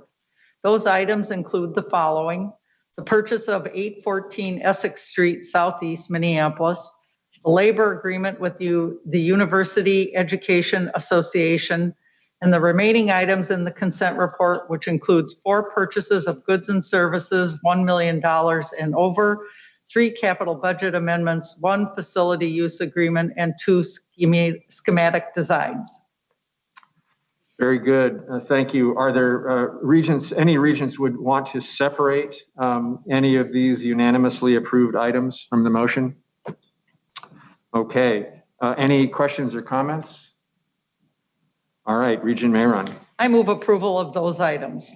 Okay, we have a motion to approve the committee's unanimous recommendations that have no recusals or abstentions recorded. Any discussion? There being none, all those in favor, please say aye. Aye. Opposed, say no. All right, that motion is approved. Regent Mayron. Thank you, Chair Powell. The committee voted unanimously to recommend approval of the labor agreement with the Minnesota Teamsters Public and Law Enforcement Employees Union Local 320, with Regent Farnsworth recusing himself from the vote. I move approval of the labor agreement. All right, we have a motion to approve the labor agreement with the Minnesota Teamsters Public and Law Enforcement Employees Union Local 320.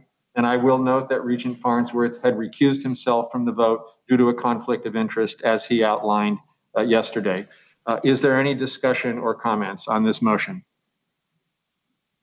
All right, with no questions or comments, all those in favor, please signify by saying aye. Aye.